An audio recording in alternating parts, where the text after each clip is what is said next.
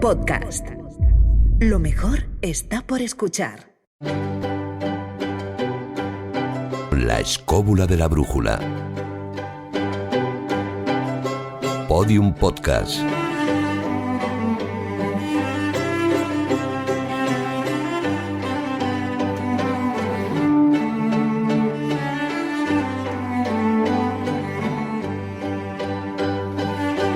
Que me gusta a mí un programa de cotilleos, David Sentinella. ¡Oy! No, a ver, en Escobulandia esas cosas no tenemos, ¿no? ¿No? Oye, por cierto, ¿sabes el último? ¿Qué ha pasado?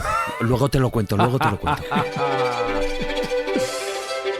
Ay, Carlos Canales, que te veo ahí con la revista del corazón. ¿Cómo estás? Falso, somos gente muy seria. Ya, eso es verdad. Nunca hemos leído eso. No. Nada, nunca. Juan Ignacio Cuesta, ¿eres tú de dimes y diretes? Total.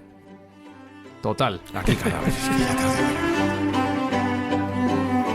Y Jesús Callejo, tú eres el que elige los temas del programa, o sea que tú eres el culpable de que hoy estemos... Hoy, ¿cómo lo vamos a pasar? Soy culpable de elegir el otro lado de la cama. Así que algo de alcobas va a haber en este programa. Compartiendo lecho radiofónico con todos nosotros, Alberto Espinosa, los mandos técnicos de este programa, y aquí un servidor, Fran Izuzquiza. ¡Ay, qué ganas tengo del programa de hoy!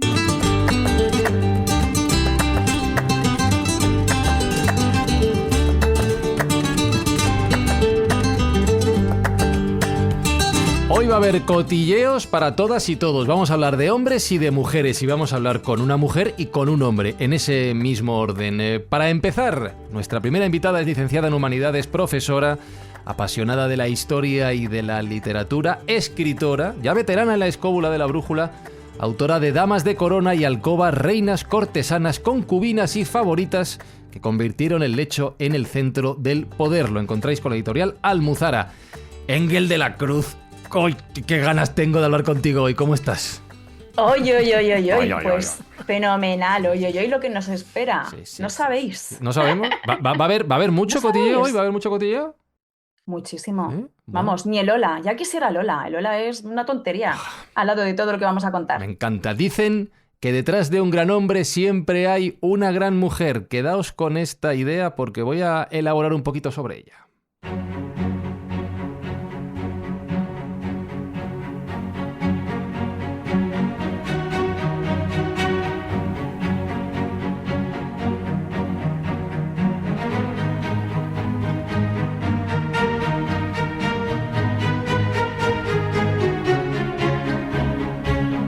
Que digo yo, Engel, que detrás de un gran hombre, o detrás de un hombre, o detrás de un mal hombre, da igual, el hombre en este caso, lo que hay es, muchas veces, una mujer más lista que él y que sabe mover bien sus hilos, sabe jugar bien sus cartas. ¿Me equivoco? No te equivocas. Así es, lo sabemos todos los que tenemos sentido común. Y luego, aparte, la historia, una y otra vez, independientemente de la época de la que estemos hablando, nos lo ha ido demostrando. Pese a que pensemos que en el pasado no pasaban estas cosas o que las mujeres no tenían ni voz ni derechos a nada, sí que es cierto que ha habido mujeres poderosas que nos hacen pensar todo lo contrario. Mujeres poderosas, pero claro, aquí tengo dos preguntas que se estarán haciendo muchos y muchas escobuleros y escobuleras. Tú hablas de reinas, cortesanas, concubinas y favoritas que convirtieron el lecho, y esto es importante, en el centro del poder. ¿Hasta qué punto estas relaciones de cama son importantes, han sido importantes en diferentes momentos de la historia? Pues ha sido muy importante. Siempre la favorita o la reina, en el caso de que fuese un matrimonio bien avenido, o al menos un matrimonio en el que el rey dejase espacio a su reina consorte, siempre el lecho ha sido como ese espacio de confidencias, ese espacio de confesiones, y ese espacio no solo de confesiones, sino también de concesiones, de decir, vale, estás conmigo, me das el premio de tu amor, o si no es amor, llámalo de otra manera, ¿vale? Vale. Cada uno que piense lo que quiera. Pero por estar aquí y ser mi favorita, te doy una serie de privilegios, te paso una serie de informaciones y aprendes lo que es gobernar. Estamos hablando muchas veces también de regentes, en el caso de las reinas. Una reina, cuando era regente, era una reina. La regencia, cuando hablamos de regencia, realmente estamos hablando de un periodo en el que esa persona gobernaba, ya sea una reina, ya sea un general, ya sea algún otro tipo de figura, pero esas mujeres estaban ahí dando la cara del mismo modo que podía haber sido un hombre. Y eso se hacía, pues, gracias al hecho y al hecho de que compartían vida y vivencias con estos hombres que les transmitían estas informaciones, y ellas también, que estaban en el ambiente, pues podían ver cómo era la política, con quién tenían que enfrentarse y con qué armas tenían que combatir. Vale, hasta aquí lo has explicado muy bien, lo has explicado con mucha seriedad, lo has explicado además con buena literatura, como lo de llamarlo amor por no llamarlo otra cosa, pero te voy a preguntar por la otra cosa, y habrá gente que se esté preguntando, vale, vamos al tema sexual, ¿eh? Pero vamos a la interpretación de la capacidad del poder de las mujeres a través de la sexualidad frente a los hombres. Y me imagino, me pongo en la piel de algunos oyentes que estarán diciendo, ¿esto no suena un poco machista a día de hoy? ¿Esto de hablar del poder de las mujeres a través de la cama? Bueno, sí. Es un gran melón, ¿eh? Es un melón, pero esto es un melón ¿de dónde son los melones más famosos? ¿De Villaconejos? Bueno, esto es De Villaconejos. Melón. A ver, la sexualidad, vamos a hablar de dos temas. Vale. La sexualidad recreativa, ¿vale? La sexualidad por placer, que eso obviamente pues es una debilidad, es un deseo, es algo muy carnal y obviamente tiene mucho que ver con las pasiones y con aquello que no se piensa. Los reyes muchas veces, cuando no pensaban con la cabeza y pensaban con otra parte del cuerpo, con la otra cabeza, diré porque voy a seguir en esta línea, todo lo que me dejéis, porque ella se os desmadra y yo me desmadro. Esto es así. Pero de momento voy a seguir en esta línea editorial tan políticamente correcta, pero sí que es cierto que los reyes, cuando se dejaban llevar por sus pasiones, a veces cometían decisiones políticas arriesgadas, ¿no? Dejando, por ejemplo, el gobierno en manos de estas favoritas, como le pasó a Alfonso XI. Quizá me estoy adelantando con lo que vamos a decir luego, pero bueno. Luego vamos a entrar en nombres concretos, sí, no te preocupes. Voy dejando pinceladas, entonces, pues por no pensar con lo que tenían que pensar. Y luego, al margen de esta sexualidad recreativa, tenemos también la sexualidad reproductiva. Y en este caso, la mujer, obviamente, tiene algo que no tiene el hombre, que es la capacidad de dar a luz, la capacidad de tener hijos. Obviamente me diréis, sí, los hijos son de los dos, ya. Pero la mujer era quien daba luz y quien realmente constituía la prueba de que ese hijo estaba naciendo. Por eso, en la Edad Media, incluso en épocas posteriores, cuando una mujer, cuando una reina daba luz, había testigos presenciando todo. Porque en el caso de que la reina no pudiese tener hijos, era un drama. Porque entonces la reina, ese poder que tenía por el hecho de poder darle hijos, sobre todo si eran varones, al rey se perdía. Y el rey incluso podía repudiarla, es decir, podía decir, bueno, como no me das hijos, te mando a tu país con tus padres porque no me sirves para nada. Esto suena muy cruel, pero era la realidad que vivían todas estas mujeres. Esa presión por concebir, por tener hijos, porque los hijos estuviesen sanos, sobre todo porque fuesen hijos varones. Entonces, por eso, esa necesidad de tener testigos para que no hubiese artimañas del tipo de hacer pasar hijos que no eran suyos por hijos propios. Entonces, en ese sentido, la mujer tenía un papel fundamental. En épocas tan remotas como, por ejemplo, en la época de los visigodos, era la mujer la que legitimaba al príncipe, o sea, al hijo del rey. Estamos hablando de monarquías que no eran hereditarias. ¿Por qué sospechaba yo que iban a ser los visigodos? No, hombre, y luego hay casos, luego van a salir más. Sí. Sé yo, estos toledanos. Nos pillan de cerca estos visigodos aquí, sí, no los libramos. No nos libramos de ellos aquí, ni en Toledo ni en otras partes. Pero bueno, estos visigodos que no tenían monarquía hereditaria, sino que era electiva, muchas veces legitimaban su poder en función de quién había de quién había sido su madre. Por ejemplo, si un rey había tenido hijos ilegítimos, esos hijos, aunque fuesen hijos de rey, por lo tanto, pues podrían ser tan válidos como otros, no podían acceder al trono. Tenía que ser que su madre o bien fuese la reina consorte o bien perteneciese a una familia noble. Por lo tanto, aquí la mujer realmente era quien legitimaba. o quien podía decidir si ese hijo en el futuro podría ser rey de los visigodos o no. Entonces esto muchas veces se ha ignorado, se ha pasado por alto, pero era así. El hecho de tener una madre innoble podía costarle el reino a alguien. Y de hecho costó. Preguntas para la profesora Engel, por favor. Levanten manos. Ahí está. Venga, yo tengo una.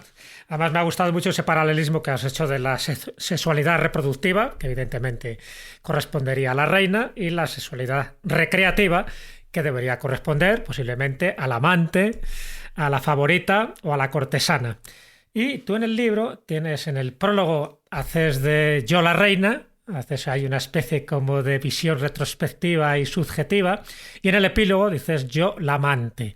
En el libro, evidentemente, hablas de la historia de España con todas las reinas y todas las amantes y todas las favoritas que hemos tenido, que han sido bastantes, ¿no? Y además que han decidido, a veces positiva y otras negativamente, en el devenir de nuestra historia. Pero como tú tienes ahora mismo esa visión global, ¿no?, de todas las reinas y todas las amantes que ha habido, pues desde la época, vamos a llamarla visigoda, hasta ahora. ¿Para ti quién han sido más decisivas, las reinas o las amantes? Pues depende. Yo podría decir, así, si pongo en el tablero todas las mujeres de las que hablo, voy a decir algo que no he dicho nunca en esta ronda de presentaciones que he tenido del libro, porque nadie me lo ha preguntado. Venga. También he de decir, Jesús, muy bien. Pero ganan las amantes. Vaya.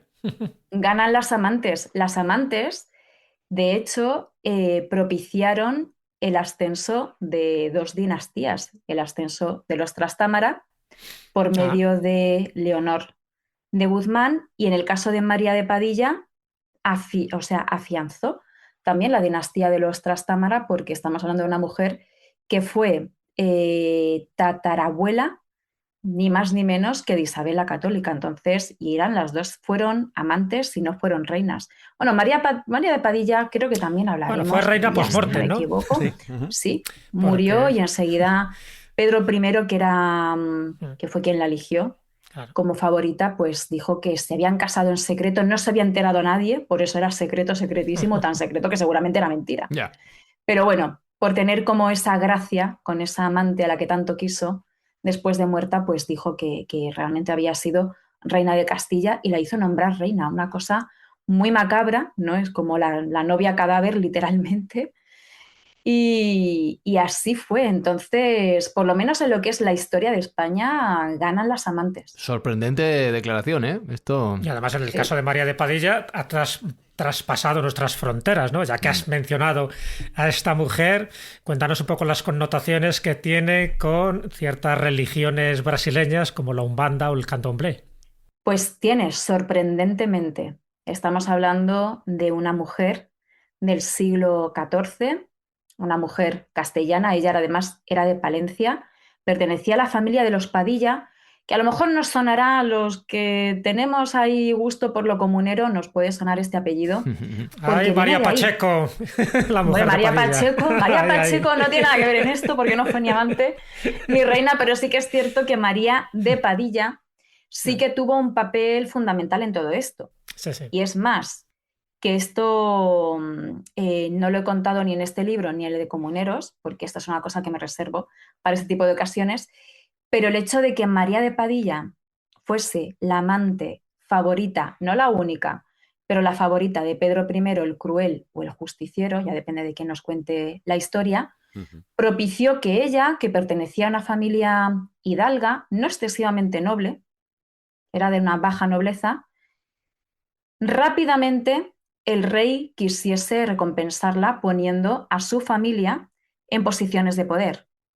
Por ejemplo, el maestrazgo de la Orden de Calatrava, entre otros bienes. Entonces, el hecho, por ejemplo, de que los Padilla de la época de los comuneros fuesen tan poderosos, vienen de que su antepasada no era bisabuela ni nada de esto, sería como una tía abuela o una bistía, esto existe, tía bistía abuela, bueno, como si fuese por ese lado, no por el lado directo, sino por el lado de una tía lejana suya, fue quien propició, insisto, que estos Padilla tuviesen tanto poder.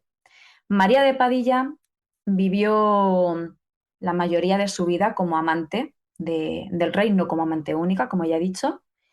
Ella muere bastante joven, tuvo varios hijos con Pedro I, muere bastante joven, se convierte en reina post-mortem, que esto es un caso único en la historia de España, y no solo eso, sino que gracias a que Enrique de Trastámara, el medio hermano de Pedro I, lanza una campaña de descrédito hacia su hermano y su amante, ella empieza a verse como una diablesa. De hecho, dicen que había hechizado a Pedro I, ¿no? Le tenía hechizado, le había conjurado para tenerle subyugado. Sí.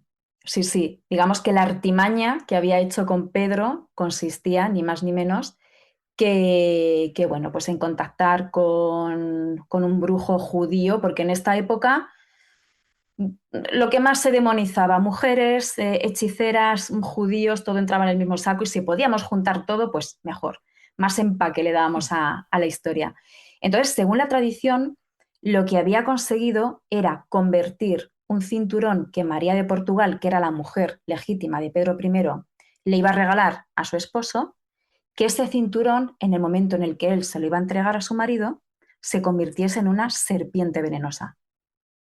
Y eso provocó que Pedro I, al verlo, se espantase y rechazase y repudiase, como realmente nos dice la historia que pasó, a su legítima esposa, que fue María de Portugal. Entonces,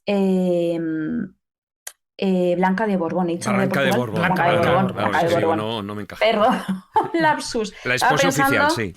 La esposa oficial. Estaba pensando en Leonor de Guzmán. Es que como tuvo tantos amantes. Claro, si es que al final, pues. Es normal que te líes. Aquí... Esto es complicadísimo. Claro, Leonor de Guzmán era con pues Alfonso. fíjate. El papel cuché este es complicado. Con Alfonso. Con Alfonso 11 de Castilla. 11. Sí. Demasiado poco me lío, Dios mío, se hablo sobre 200 Digo, mujeres. madre mía. Hay que tener buena memoria para acordarse de todas. Y yo ya tengo una edad, entonces ya te digo que demasiado... Si te contáramos nosotros, respecto a edad, digo. Demasiado poco. Por lo tanto, el repudio que hizo, que esto existió de verdad, Pedro I de Blanca de Borbón, se produjo por estas malas artes que supuestamente había ejercido María de Padilla. De hecho, durante siglos posteriores, en el Siglo de Oro, las hechiceras, cuando querían hacer sortilegios, esto pues en las actas que tenemos de la Inquisición viene constatado, ellas nombraban, conjuraban a varios demonios, conjuraban a Barrabás, porque era muy malo, conjuraban a Satanás, obviamente, y también conjuraban a María de Padilla con toda su cuadrilla, es decir, como si fuese una diablesa, sí, con otros diablos que iban con ella. Y es más, que estas hechiceras, que muchas de ellas estaban también en Portugal, cuando algunas de ellas van al Nuevo Mundo, llegan a Brasil, llevan con ellas estas tradiciones de conjurar a María de Padilla con toda su cuadrilla, y tenemos a María de Padilla convertida en una hechicera seductora, porque logró conseguir ser la amante favorita del rey y ser pues ese epítome, ¿no?, de mujer sabia, hechicera, bruja, la femme fatal, diablesa, ¿no? Femme fatal, y la convierten en un tipo, bueno, ya sabéis los que estéis familiarizados con este tipo de religiones, Umbanda, Candomblé, todo lo que tiene que ver con santería, que tienen una deidad en concreto que es la Pombagira. Nos suena, ¿no? La Pombagira, sí. Esta diablesa que va vestida de rojo, a la cual, si quieres que te conceda un favor, sobre todo el amoroso, tienes que hacerle ofrendas, que pueden ser maquillaje, rosas, puede ser también algo de alcohol. Bueno, pues María Padilla, que ha quedado así, o sea, con LH, ¿no? Claro. Con las dos L's, es este tipo de Pombagira. Y a día de hoy, en este tipo de religiones, se le piden favores, se la conjura, se le hace este tipo de ofrendas. Y estamos hablando de una reina castellana, una reina póstuma castellana del siglo XIV, que no tuvo nada, absolutamente nada que ver con el mundo mágico. Qué fuerte.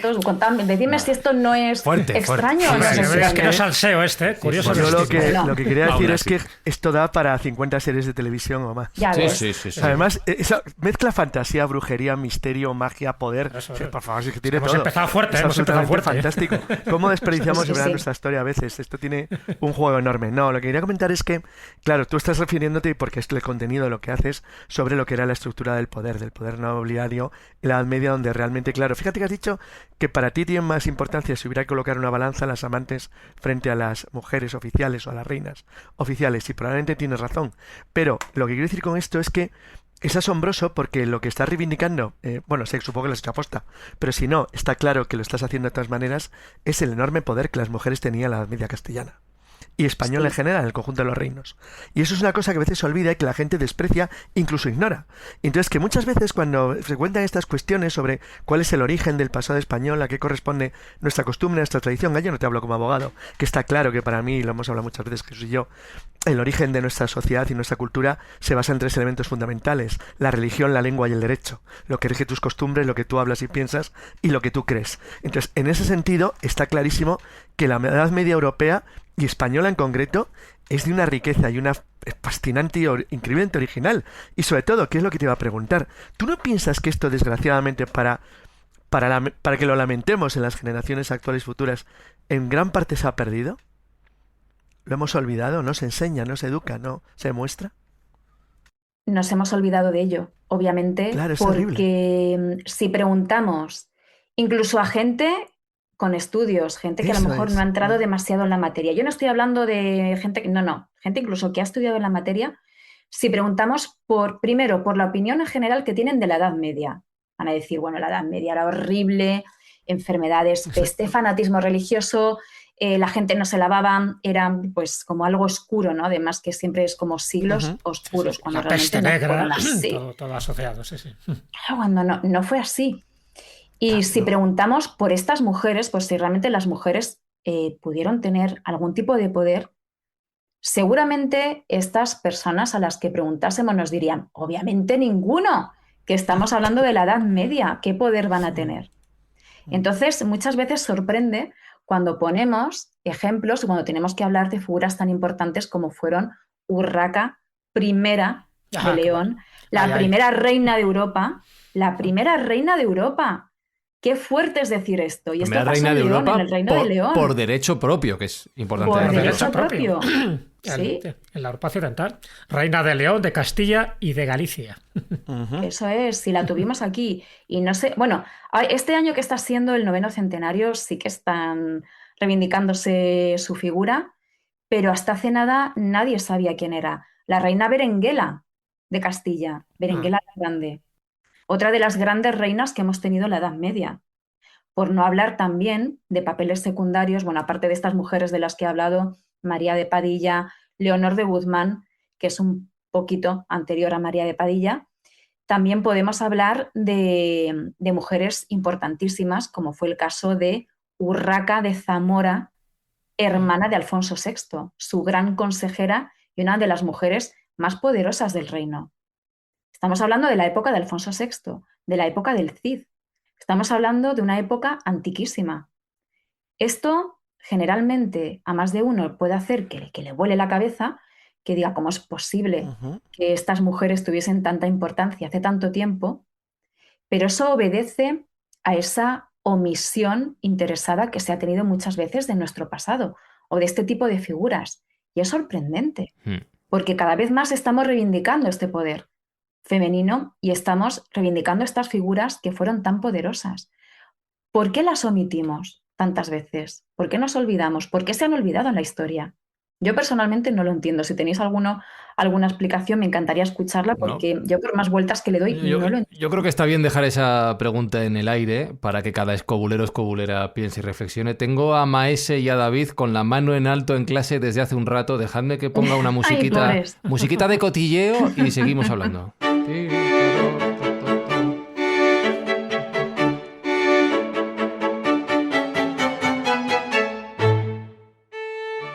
Lo curioso es que Maese ha levantado la mano virtualmente en la plataforma de videollamada y David la está levantando de verdad hace un rato, está levantando la que le estoy viendo y siempre habla alguien. Maese. Vamos a ver, Engel, yo no sé si sabes una cuestión muy importante. Pedro I el Cruel o el Justiciero, según quien nos cuente la historia, y María de Padilla, que fue su reina consorte auténtica a pesar de que era la amante, fueron muy importantes en un momento porque sus camareros, los que le servían, que eran canónigos además de la Catedral de Toledo, que fue José San Román Pecha y Vicenteña de Figueroa, se retiraron del mundo para huir de los engaños del mundo de alguna manera y crearon una orden muy importante religiosa que luego sería muy determinante posteriormente, que es la Orden de los Jerónimos. Y la crearon en un sitio que yo conozco muy bien, porque la crearon en principio en la ermita de Nuestra Señora de Bella Excusa, aunque es cierto que muy poquito después se tuvieron que marchar a San Bartolomé de Lupiana porque se les quedaba pequeña esa ermita. Y Pedro Fernández Pecha, que es el hermano mayor de todos ellos, tuvo que ir no a Roma, sino a Aviñón a pedirle a Clemente VI que le diera alta a la Orden de los Jerónimos, que luego sería muy determinante porque sería la primera orden que entraría, digamos, a regir los destinos del monasterio del Escorial en época de Felipe II. Ahí es donde queríamos llegar, ahí.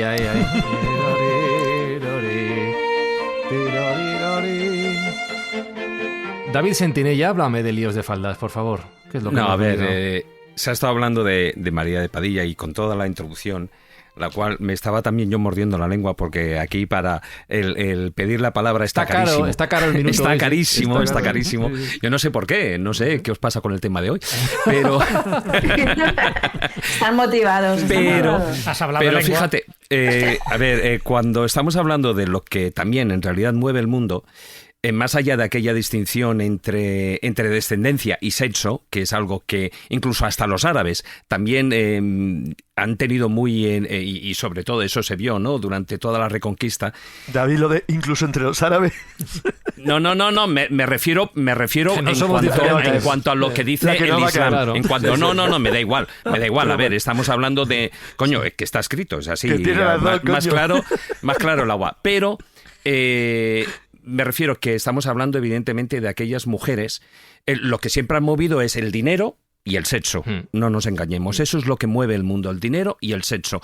Y fíjate, incluso a María de Padilla en su momento, bueno, cuando estás hablando de eso, también entre comillas se la dieron, y se la dio Pedro el Cruel con Juana de Castro, porque estamos hablando de las diferentes amantes, pero la primera mujer, que fue Blanca de Borbón, que sí es cierto que dejó Pedro I el Cruel, dejó a Blanca de Borbón a los 3 días de casarse, porque me imagino que Blanca de Padilla pues la había puesto en solfa para que la dejara, y como decían, ¿no?, la mujer Blanca de María de Padilla. María de Padilla era, como dicen, no era un cuerpo pequeñito, pero era preciosa, ¿no?, como dicen los textos. Entonces hay una cuestión que es el romance o la obnubilación que tuvo Pedro I con Juana de Castro. Juana de Castro, que decían que era muy hermosa, ¿no? También luego se ha hablado de la desamada, y ahora veremos también el por qué, ¿no? Pues Pedro, primero él se obsesionó con Juana de Castro, y resulta que, pues él quiere su virginidad a toda costa, y ella, Juana de Castro, lo que dice, ella se reserva la virginidad solo para cuando esté casada. Llegando a esta tesitura, Pedro, que estaba absolutamente obsesionado, es decir, quería conseguir lo que quería conseguir, pues convino precisamente a los arzobispos de Ávila y de Salamanca para que anularan el primer matrimonio, para que anularan el matrimonio de Blanca de Borbón. ¿Para qué? Para de esta manera, una vez anulado el matrimonio, contraer matrimonio con Juana de Castro y desvirgarla, así, hablando en plata. Y lo que sí que ocurrió es que se casan, precisamente, y en la noche de bodas, por lo visto, que fue bastante movidita, pues la dejó embarazada. Pero esa obsesión por desvirgarla por parte de Pedro, lo que consiguió es, bueno, ya lo he conseguido, ahora abandono el palacio, me despido de Juana de Castilla, adiós muy buenas y no te vuelvo a ver. Con lo cual, es decir, y me vuelvo con María de Padilla, ¿no? Entonces, la historia está escrita así, de una de cal y otra de arena, ¿no? Pero lo que sí que es curioso es, a mí me llama la atención lo que has estado comentando precisamente con el tema que fuera un referente María de Padilla, más allá de las luchas y del poder que consiguió aquí en España, que fuera un referente para las religiones, digamos, mesoamericanas, ¿no? Entonces, bueno, pues es cuanto menos curioso, pero bueno, a lo largo de la historia, tontos unas como otras, pues ha habido vencedoras y vencidas, ¿no? Y de hecho, remontándonos en la historia, porque nos hemos ido pues a María de Padilla, habéis mencionado a Leonor de Guzmán, habéis mencionado a Urraca de León y a varias otras, pero vamos a ver, Engel, lo de los visigodos, lo de las visigodas. Tengo aquí anotada en mi revista, depende de cuál leas, de qué tomo, a Brunilda o Brunequilda, que creo que lleva lo suyo. Yo tengo una nota que dice aquí, reina visigoda merovingia, de larga vida, tengo puesto incesto, tengo puesto que mandaba mucho, muy fuerte, y tengo puesto que el final fue terrible. Una vida y una historia tremenda. Sí, ¿te parece poco? No, quiero que nos la cuentes tú. Lo tiene todo. Bueno, a ver, realmente de Brunilda, Brunequilda, depende. Es que estos nombres, pues es que eran tan raros que luego cada uno, pues igual que Goswinta, pues a veces se llama de otras maneras. Entonces, en el caso de Brunequilda, yo creo que es el máximo exponente del refrán de tal palo, tal astilla. Ella era la hija de Goswinta, esa reina, la primera reina del reino visigodo de Toledo, por cierto, porque se casó en primeras nupcias con Atanagildo y luego se casó con Leovigildo, ni más ni menos. Goswinta era una mujer de carácter, una mujer noble, y ella llegó a capitanear y a protagonizar varias conspiraciones dentro del reino visigodo de Toledo. Ella murió ya muy mayor y se piensa que no de muerte natural, precisamente pues por haber conspirado tanto. Pero si su vida no es suficientemente apasionante, su hija Brunequilda protagonizó pues una de las historias más famosas en la historia de Francia, del reino de los francos, porque ella fue casada pues con un príncipe franco. En esa época los francos estaban divididos en distintos príncipes que querían el poder. Teníamos regiones como Borgoña, teníamos Austrasia, teníamos Neustria, etc. Entonces, pues ella tenía un propósito, ella había sido educada en los valores quizá más antiguos, más a la manera romana de centralizar el poder, cosa que los príncipes francos no veían nada bien. Entonces se metió en una serie de intrigas, llegó a conspirar pues contra sus propios hijos y contra sus propios familiares y finalmente murió cuando tenías más de 70 años. Que 70 y 80 mucho, años. mucho para la época, y para la circunstancia. Muchísimo. Goswinta murió a una edad parecida, también muy mayor. Buenos genes.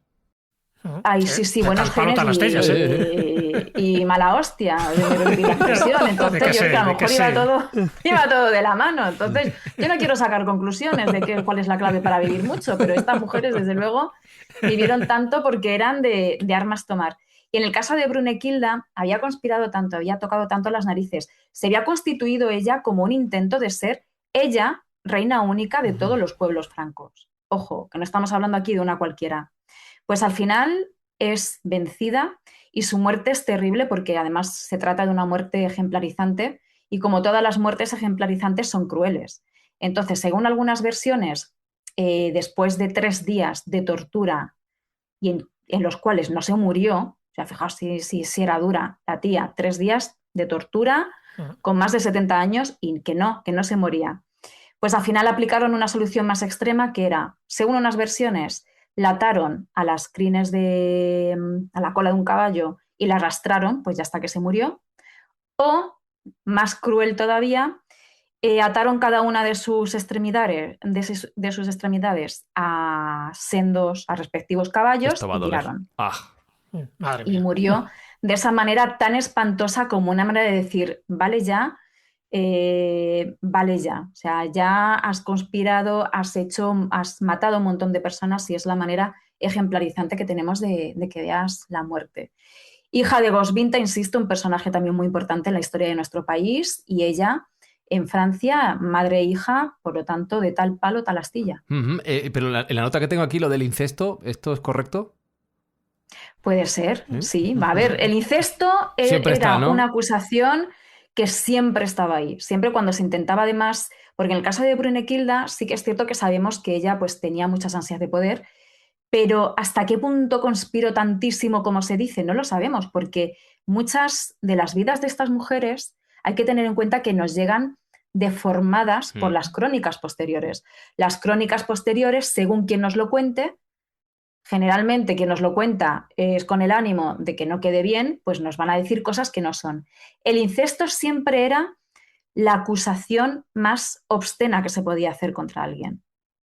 De hecho, por ejemplo, los enemigos de Alfonso VI, aquí en Castilla, le acusaron de mantener relaciones incestuosas con su hermana mayor, con su hermana Urraca, porque tenía una relación tan estrecha que decían aquí, pero claro, ¿qué cronistas recogían esta posible relación de incesto? Los cronistas árabes, que querían desprestigiar a este rey. Muchas veces no hay que hacer caso, ¿no?, a estos sensacionalismos, pero sí que es cierto que estos relatos de incesto dentro del mundo real pues han inspirado relatos contemporáneos como, por ejemplo, Juego de Tronos. No hay que olvidar que Juego de Tronos está inspirado, dicho por el propio George R. Martin, está inspirado en la Edad Media europea y en todos estos relatos de estas monarquías, de estas intrigas que había entre reinos, incluso dentro de la propia corte.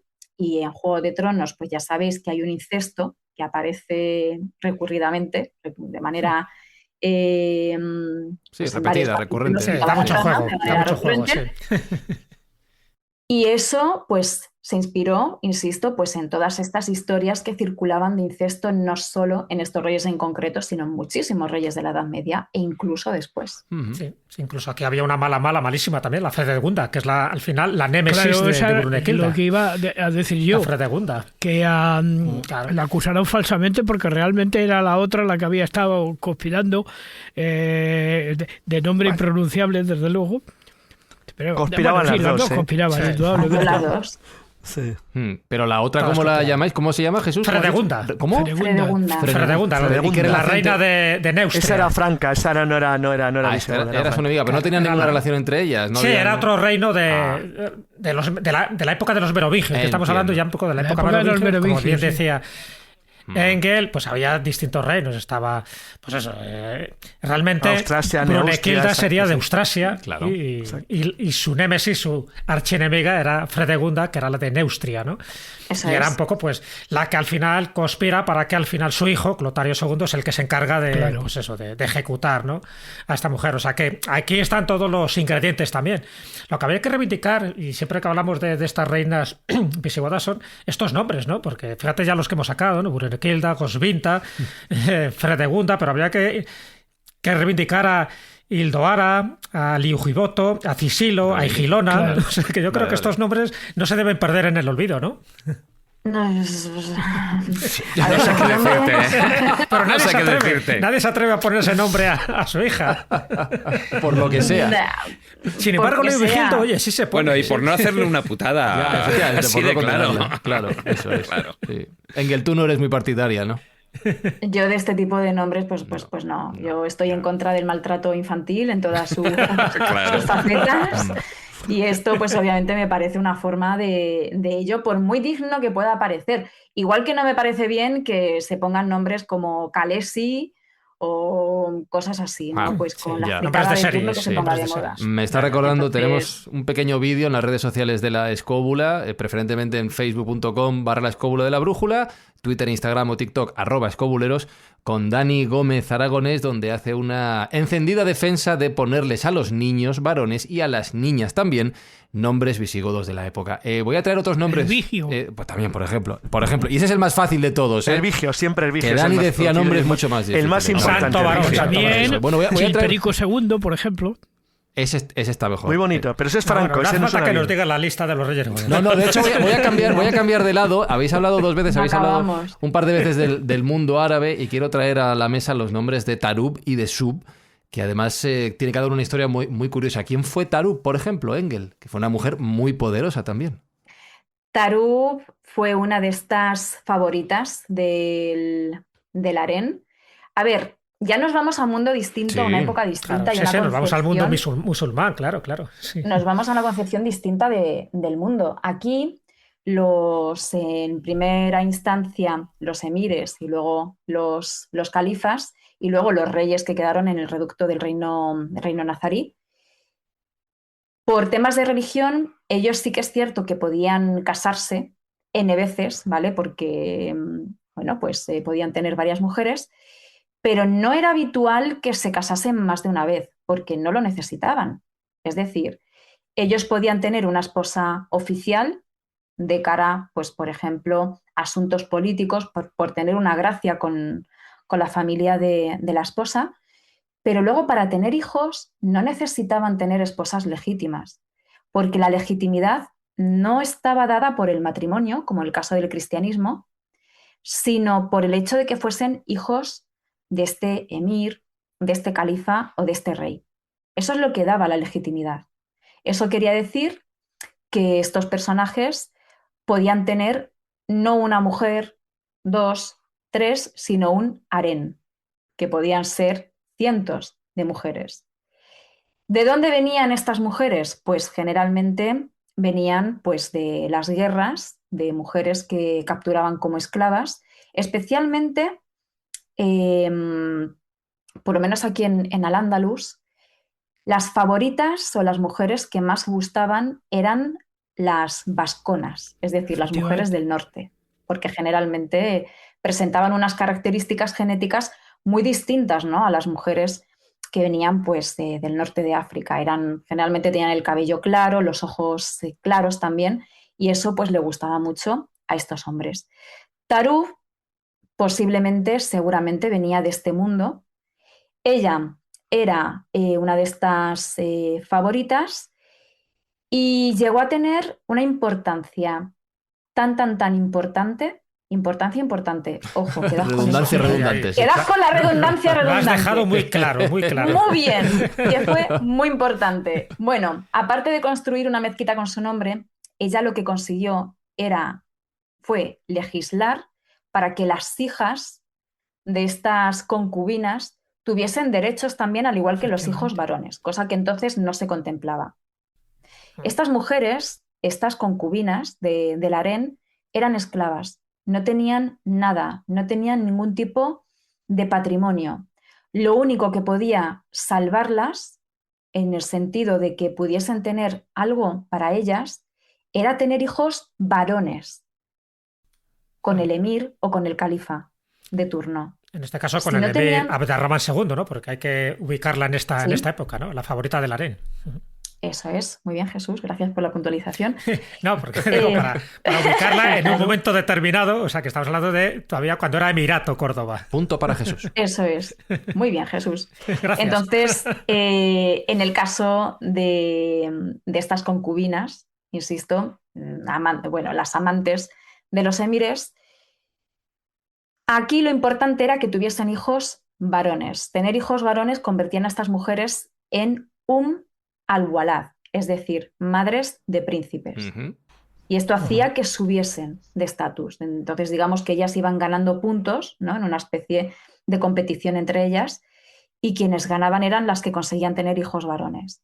Pero ¿qué pasaba, como fue el caso de Tarub, que no conseguía tener hijos varones, con su estatus o con lo que podía pasar con sus hijas?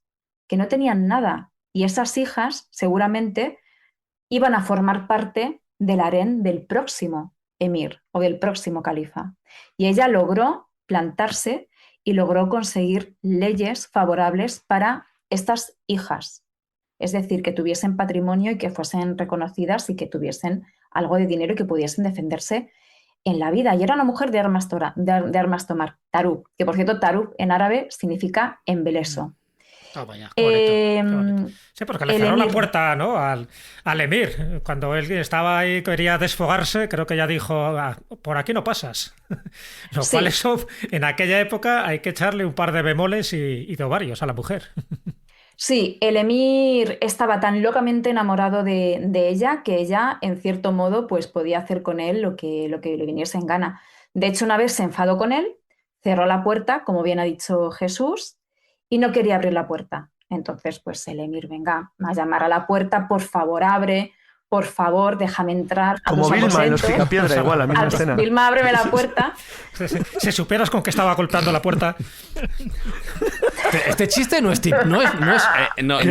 tuyo, Jesús. ¿Qué te está pasando? ¿Qué te está pasando? No, pero encajaba perfectamente. Encajaba. Sigue, profesora, por favor. Sí.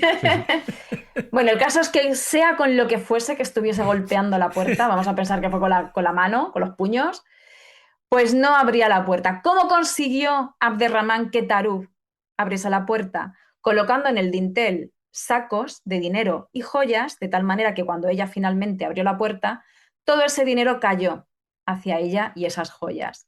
Y de esa manera, la testaruda Tarub perdonó al emir, obviamente, cuando vio esa lluvia de oro y de riquezas hacia ella. Tonta no era, ¿eh? No. David. No. Sí, lo que sí que me gustaría comentar es una cosilla para entender lo que era la época de la España musulmana, es decir, lo que era la época del Al-Ándalus. Cuando llegan los árabes a la península, yo creo que además hay que diferenciar muy bien el trato o la situación de la mujer en el mundo árabe al que fue el estatus de la mujer en Al-Ándalus. La mujer musulmana en España, digamos en la época del Al-Ándalus, era muy diferente el estatus que tenía. ¿Por qué? Posiblemente también porque en España había una herencia social, cultural, que no dejaba de ser el mundo romano, el hispano-romano. Es decir, la gran base de la población, lo que había aquí en España, venía del mundo hispano-romano y del mundo visigodo, evidentemente. ¿Qué ocurre? Que la situación es otra. Aquí la mujer sí que gozó de otro tipo de libertad que no tenía en el mundo musulmán.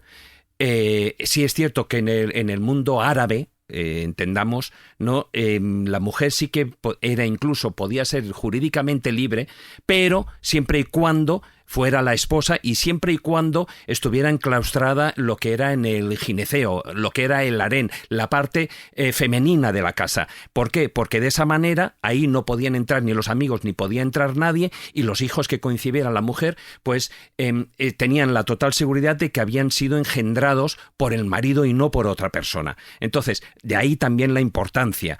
Pero en Al-Ándalus, como digo, la mujer sí que tenía otro tipo de connotaciones y otro tipo de libertad. No se puede equiparar, por supuesto, a lo que, entre comillas, podía ser el mundo cristiano, pero sí que las mujeres podían andar por la calle, podían hablar con otros hombres, etcétera, etcétera.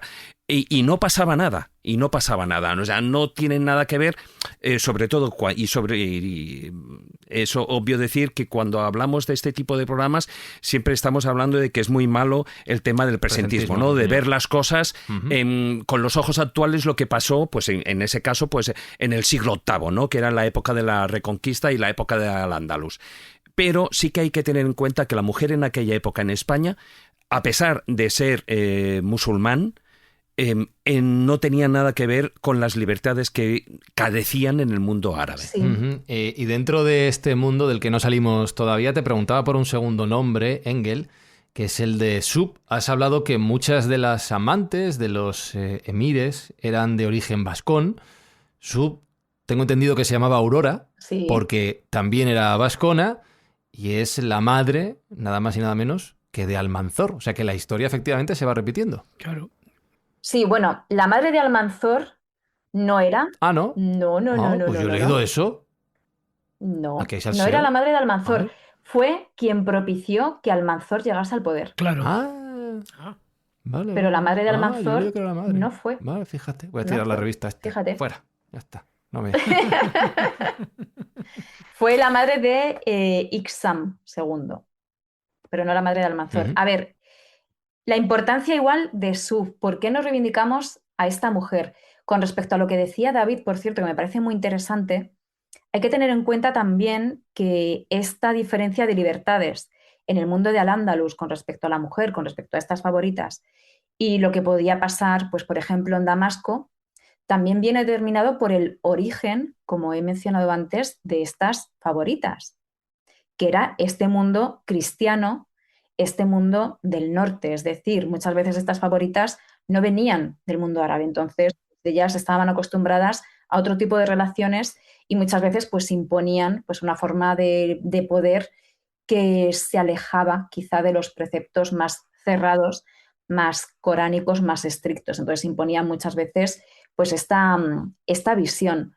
Su también era vascona, como todas estas vasconas pues eran de ojos claros, tez clara. Hay que decir que figuras tan importantes para Al-Ándalus como fue, por ejemplo, Abderramán III, bueno, el primer califa, todos estos grandes personajes, estos grandes califas de Al-Ándalus, ellos eran de piel clara, de ojos claros y rubios o pelirrojos, por su herencia genética materna. ¿Qué hacían para hacerse respetar con respecto a sus súbditos que no eran así? Pues muchas veces se teñían el pelo y la barba. Pero aún así, si no me equivoco, Engel, también parte de ellos provenían de lo que eran los pueblos bereberes, que también recientemente, en aquella época, recientemente se habían islamizado. Pero, David, no en la cúpula alta. Esta la controlaban árabes que se mezclaron muy rápidamente con los que llegaron a España, los que llegaron a España. Sí, pero es que los bereberes los mantenían como un poco apartados, porque la pequeña aristocracia árabe se fundió muy rápido, empezando por el hijo de Musa, que se casa con Iolona, con la viuda de Rodrigo. Entonces ellos se funden rápidamente con la aristocracia visigoda, pero los bereberes estuvieron siempre un poco apartados, pero además mantenían cierta cohesión étnica y eran una gente un poco especial. Sí, los bereberes... Supongo que lo dices por el aspecto. Los bereberes... Esta fue la mujer que le regalaron una caja de marfil. El bote de Zamora. El bote de Zamora, sí. El bote de Zamora. Señor. Eso es. Muy bien. En el MAN, en el Museo Arqueológico Nacional, sí. Eso es. Bueno, tiene una historia muy interesante. Con respecto a los bereberes, realmente sí que estuvieron aquí en la península, pero eran más bien... contaban como contingente militar. No llegaron al poder, pero sí que es cierto que los bereberes, incluso hoy en día, se distinguen mucho del resto de la población porque tienen unos rasgos muy característicos. Son pálidos, tienen pues rasgos más, por así decirlo, europeos que el resto de la población. Ojos claros, eso es. Sí, es verdad. Entonces, pues nos resulta muy llamativo cuando intentamos meter a todos en el mismo saco, pues igual que le pasa a los alemanes cuando descubren que aquí en España hay gente muy rubia con los ojos muy claros. Dicen, ¡uah! Bueno, pues sí, es posible, del mismo modo. Suf, de origen vascón, como hemos dicho, ella de pequeña va a una escuela de canto de esclavas, es decir, que ella fue esclava desde muy pequeña, y en estas escuelas de canto se instruía a estas mujeres que estuviesen en los harenes, porque las mujeres del harén no solo servían para el disfrute sexual del califa o del emir, sino que estas mujeres también entretenían, eran como geishas.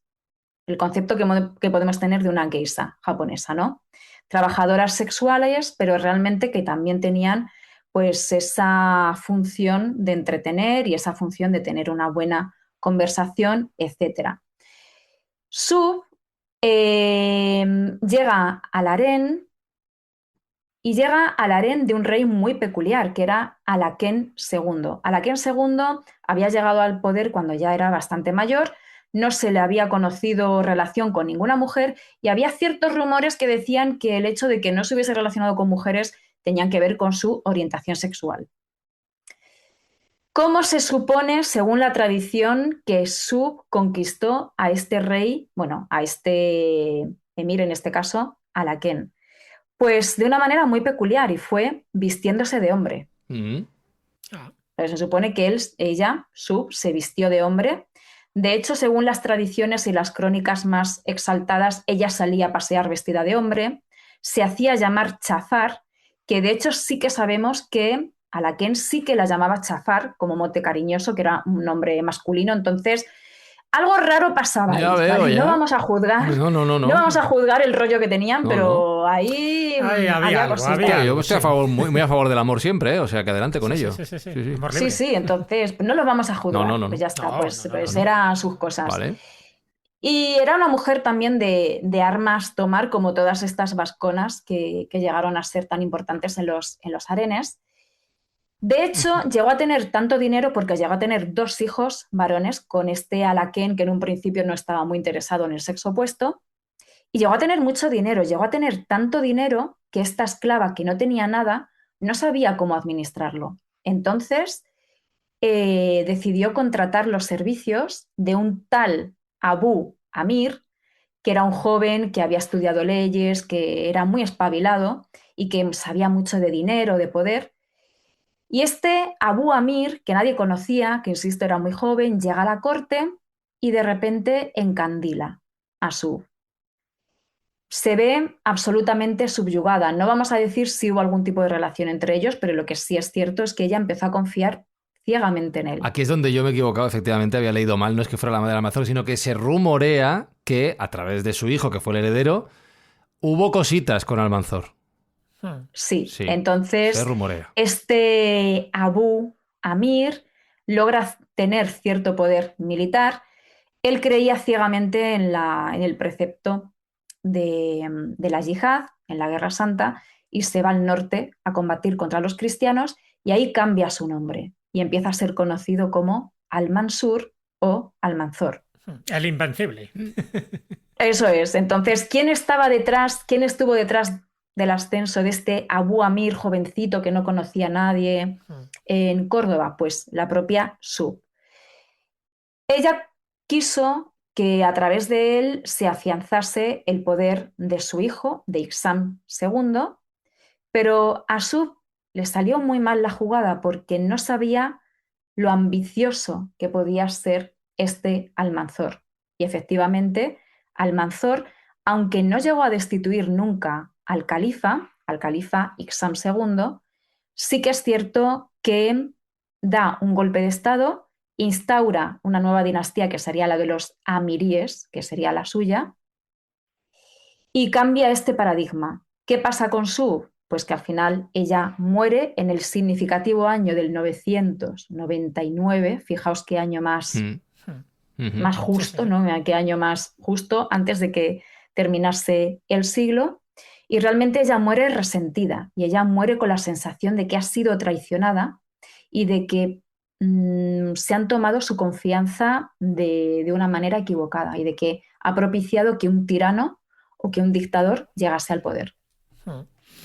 Qué historia más apasionante. Además, yo creo que daría para una buena novela, ¿no? Donde están todos los ingredientes. Me sugiere una reflexión y luego también una pregunta, ¿no? La reflexión es que en la época de la que estamos hablando, de la importancia de las mujeres, ya no solo es en esta parte histórica que tú estás reseñando muy bien, Engel, sino también en la parte legendaria, en la parte del folclore ibérico, tanto en España como en Portugal, porque, como bien sabéis todos, está el mito de las famosas princesas moras encantadas. Es decir, que hay muchas de estas mujeres, fíjate, tienen que ser moras, no cristianas. En fin, normalmente fruto de un romance que tienen con un cristiano, el padre las maldice o un hechicero y quedan encantadas. Y pues eso, in illo tempore, hasta que solo la noche de San Juan tiene que pasar por allí un joven varón que las desencante a través o bien de un conjuro o bien a través de elegir una serie de piezas determinadas. Y eso prácticamente se da en todos los folclores de toda la península.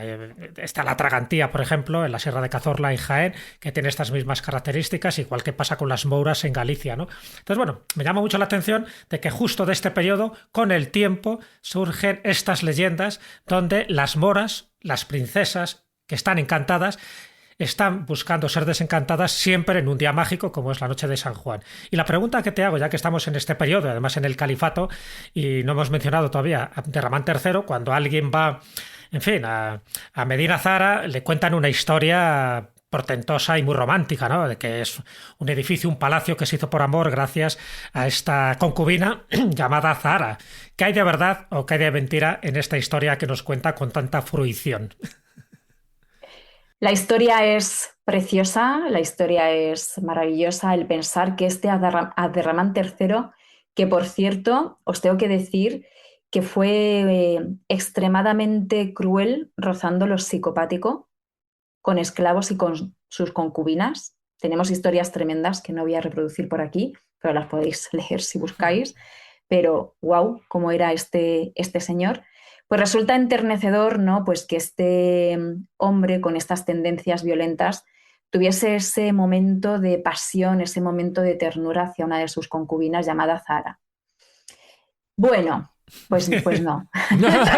Vaya, nos hemos quedado. Resulta tan tierno y tan increíble que es que no se cree porque no, es mentira. A ver, Al-Zahara en árabe lo que quiere decir es la brillante, la blanca, la brillante. No tenemos ningún vestigio de ningún tipo, no tenemos constancia en ninguna crónica ni en ningún sitio de que realmente, salvo la tradición, que es una tradición pues, inventada, de que realmente este palacio hubiese sido construido en honor a nadie. Simplemente se hizo pues, con ese topónimo que quiere decir la blanca, la brillante, la resplandeciente, como se hacía con otras ciudades también pues, de toponimia árabe. El Cairo, si no me equivoco, también es el brillante o es el resplandeciente. Entonces, pues no tiene fundamento. Como leyenda es preciosa, como realidad, pues es que no. Qué pena, no. Con lo bonita que es la historia. Pues sí. Lástima. Llevamos una hora de programa y nos queda todavía una serie de nombres de mujeres que mencionar, narrar, desgranar junto con Engel de la Cruz, pero también tenemos un montón de nombres masculinos esperándonos en nuestra segunda hora de programa. Así que, escobuleros, escobuleras, os damos a elegir y no es excluyente. Podéis seguir escuchando la charla con Engel de la Cruz en nuestra Extróbula, que ya sabéis que está disponible en nuestro canal de iVoox. A partir de 1,99 € al mes te suscribes y tienes acceso a todos los audios extra del programa, como la continuación de esta conversación. Y si no, además, en la segunda hora de programa, continuamos con otras historias que también tienen tela.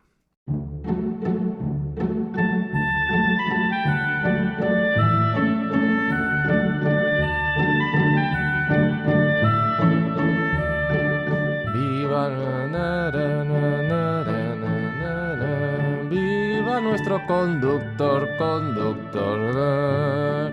En la primera hora de programa, Engel ha mantenido bien el reto de hablar con propiedad desde el punto de vista de una profesora de los asuntos que hemos tratado. Pero ahora vamos a rizar el rizo, porque nuestro segundo invitado le voy a plantear el reto de tratar los temas que vienen a continuación desde su posición de doctor.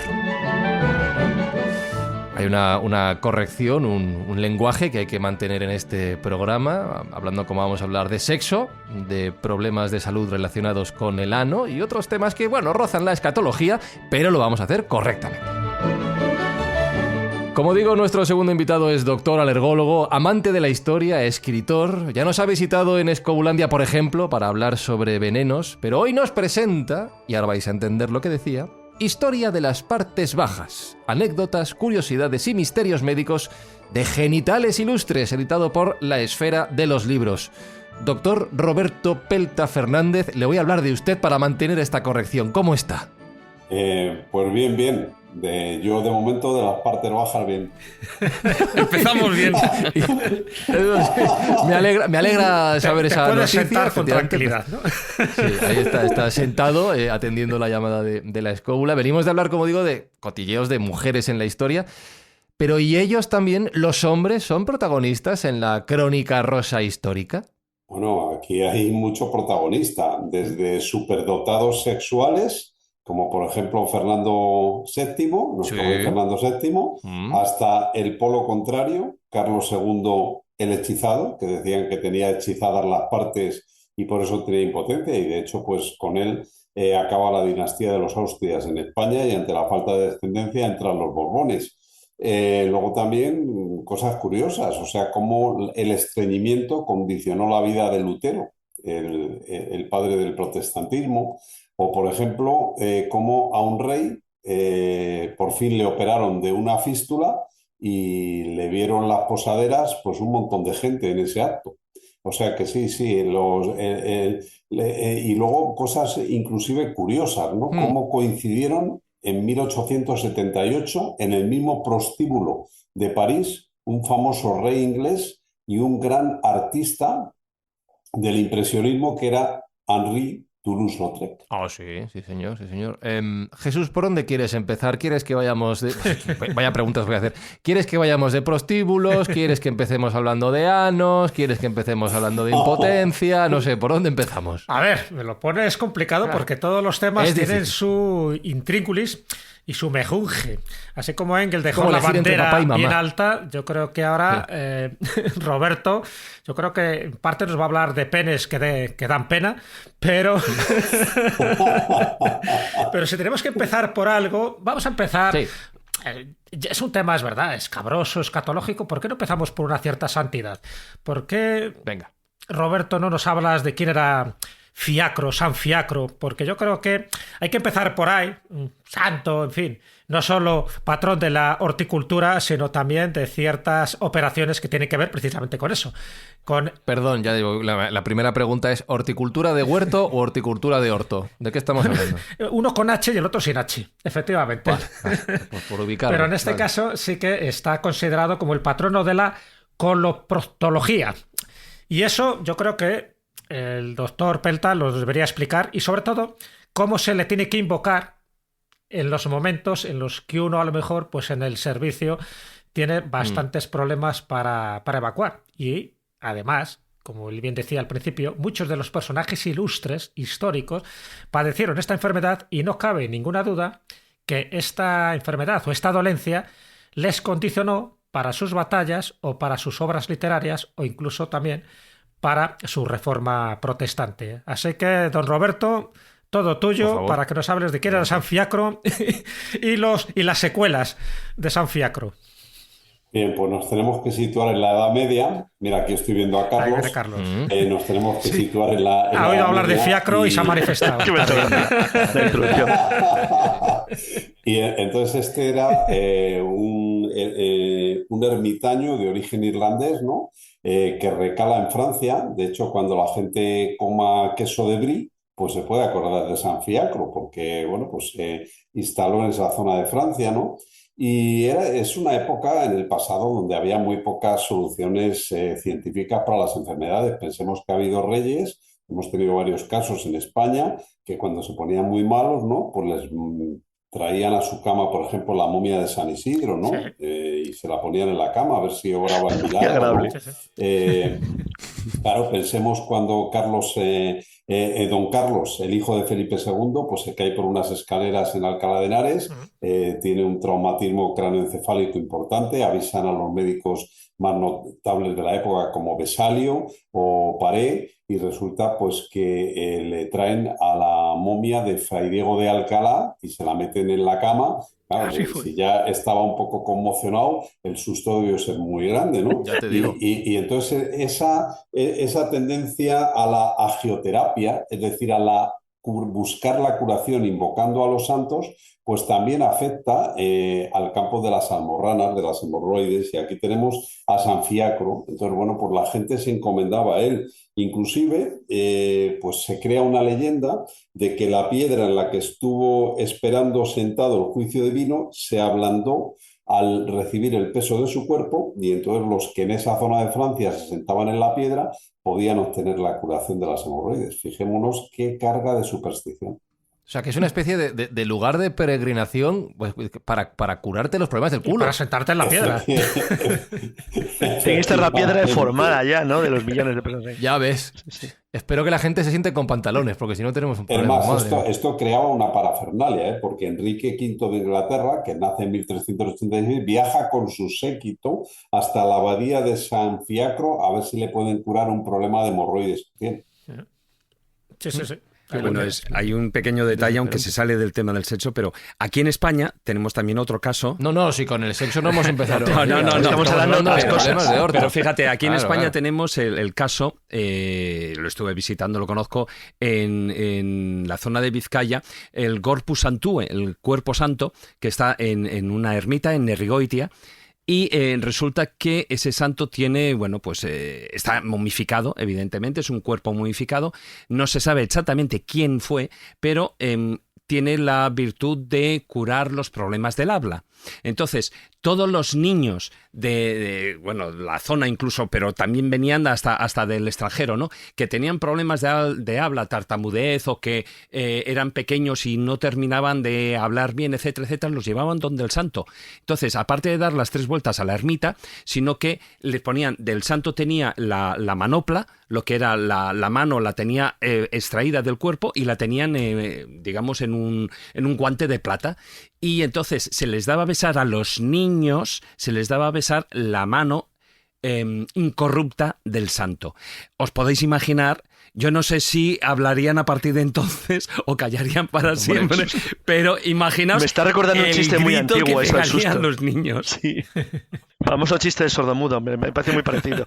¿Cuál es el chiste, por favor? ¿Se puede contar? No lo puedo contar. Vale, no se puede contar. O sea, que este sería el patrón de los logopedas. Pues casi, sí. Claro. Exacto. Sí. Oye, pero se estáis yendo a temas muy serios. Quiero volver, efectivamente, a la horticultura. De las partes bajas a las partes altas. No, quiero volver a las partes bajas. Decías que había guerreros, que había militares que tuvieron problemas por sus, precisamente, dolencias anales, intestinales. Y tengo aquí apuntado, por ejemplo, a don Juan de Austria o al mismísimo Napoleón Bonaparte. ¿Les afectaba tanto? Claro, pues, tenía que estar sentados mucho rato. Si les dolía salvarse a la parte, igual lo pasaban mal. Claro, se piensa, hay gente que apunta teorías por todos lados, ¿no? Que uno de los motivos de fracasar en Waterloo Napoleón fue que la noche anterior había tenido lo que llamamos los médicos una trombosis hemorroidal. Ese es un cuadro muy doloroso porque se forma un trombo en una almorrana. Al fin y al cabo, almorrana es una vena dilatada en la zona del ano y entonces eso crea un dolor terrible y salvo que te abran en ese momento la hemorroide,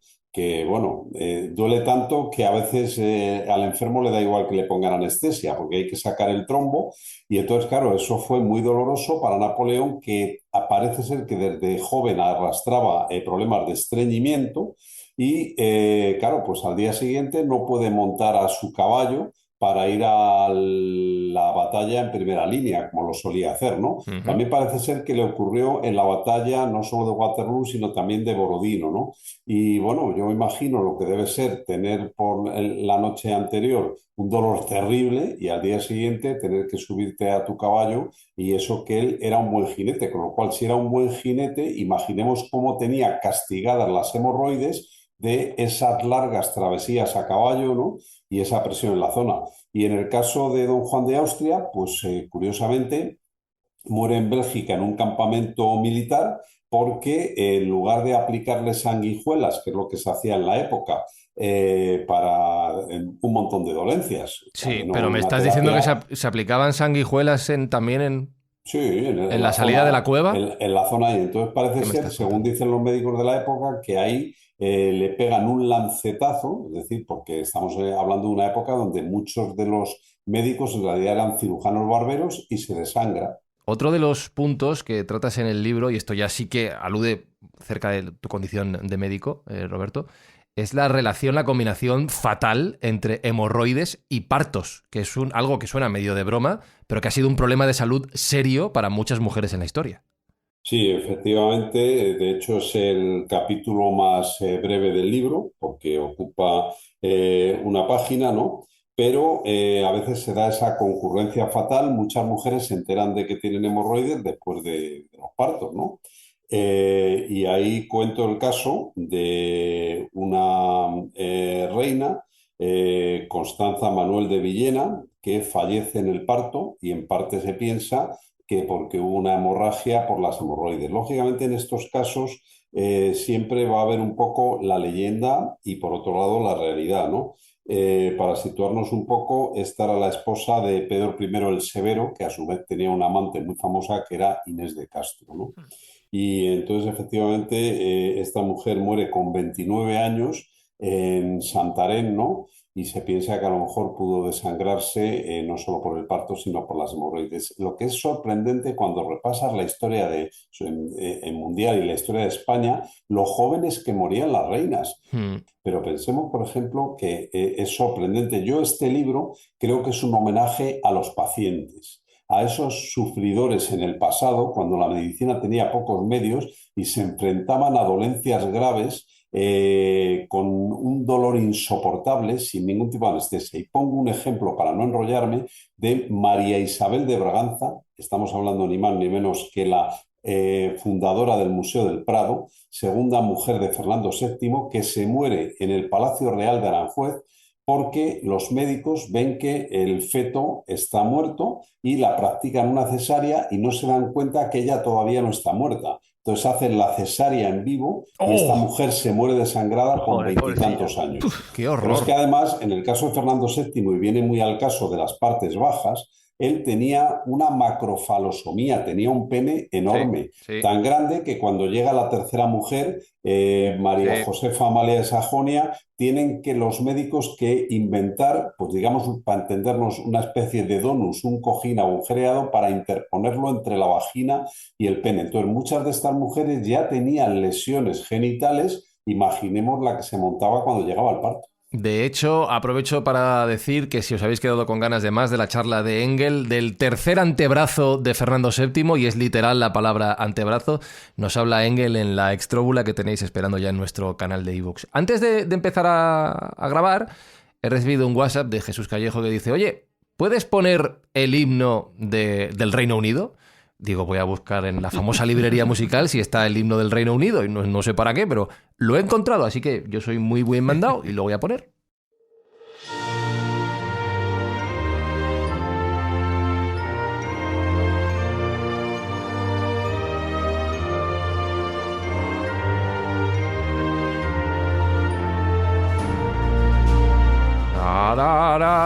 Dios salve al rey o Dios salve a la reina, según quien esté en el trono. Lo que no sé, Jesús, es ¿por qué querías el himno del Reino Unido? Esto lo sabe muy bien Roberto, y además ahora nos contará con un detalle, ¿no? Pero bueno, lo pongo un poco en circunstancias. Estamos hablando de Luis XIV, del rey Sol, en fin, el famoso rey francés, y él sufrió una fístula anal muy grave, además con complicaciones de hemorroides. Eso le traía por el camino de la amargura, además un hombre que comía mucho y comía bien, pues en fin, el que no pudiera evacuar con ganas le horrorizaba. Y ahí es cuando llama a su médico de cabecera, a Charles Ferry de Tassy, que inventa además todo un instrumento. Bueno, antes hace prácticas con gente que les va desangrando por el camino, precisamente para que la operación, para que la cirugía... Espera que pruebe. Dios salve al rey. Es real.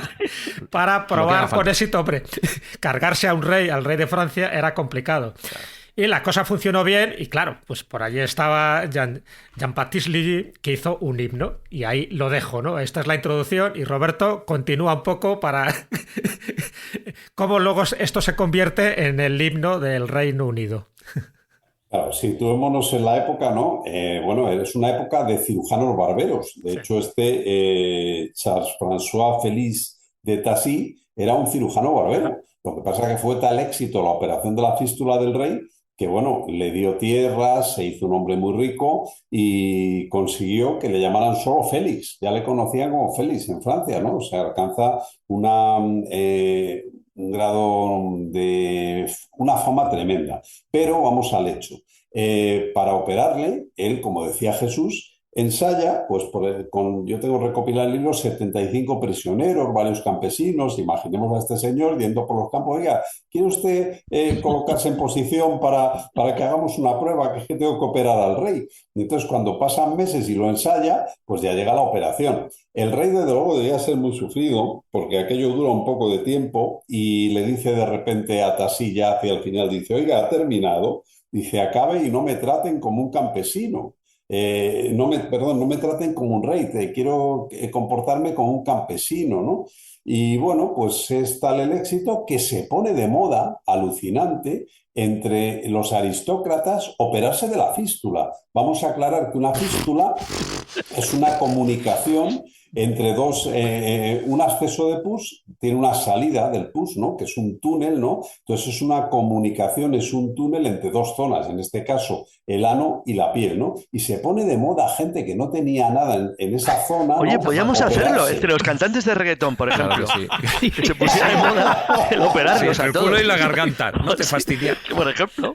Y yendo, Carlos, a lo que planteaba Jesús, pues entonces había un famoso compositor que además tuvo un trágico final desde el punto de vista médico, que era Jean-Baptiste Lully, que este hombre dirigía una orquesta, pero a su vez era un buen bailarín y le gustaba marcar los pasos de baile, con tan mala fortuna que entonces la batuta no era corta, era un bastón, y un día le falla el paso, ¿no? Y se mete la punta del bastón en el pie y muere de una gangrena, porque entonces no había antibióticos. Como Bob Marley. Y entonces este hombre compone una canción que se llamaba Grand Dieu sauve le roi, el gran Dios salve al rey.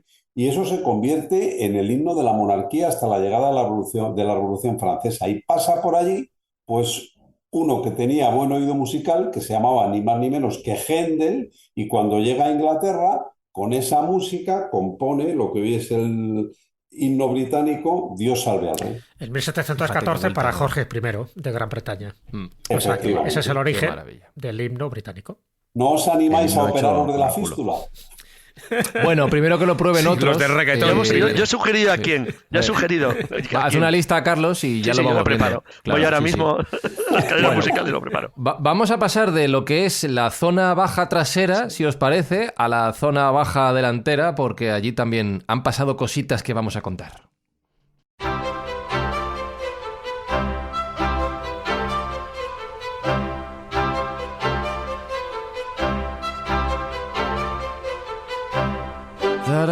Y aquí hay una historia, larga relación de historias de amor y sexo.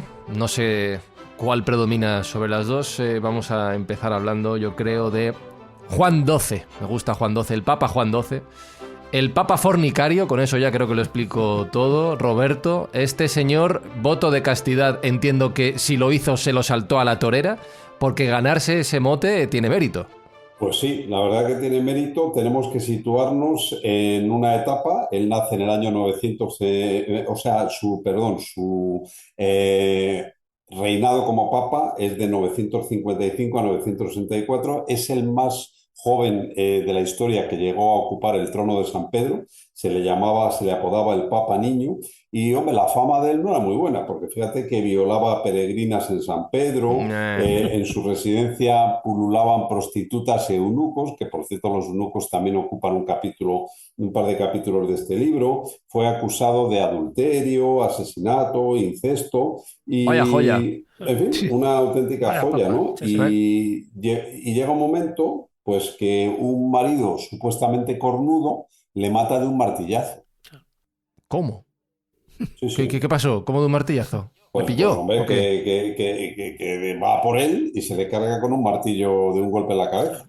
Pero porque le pilló en el tema. Porque debía ser que sabía que la mujer tenía relaciones. Yo te digo que he leído dos posibles alternativas a la explicación a la muerte de Juan XII. O bien, efectivamente, que el marido despechado le pilló en plena faena y le dio hasta matarlo, o bien, que no sé si es mejor opción, que le dio un derrame cerebral en pleno acto con la señora. ¿Cuál es la cierta? La del martillo.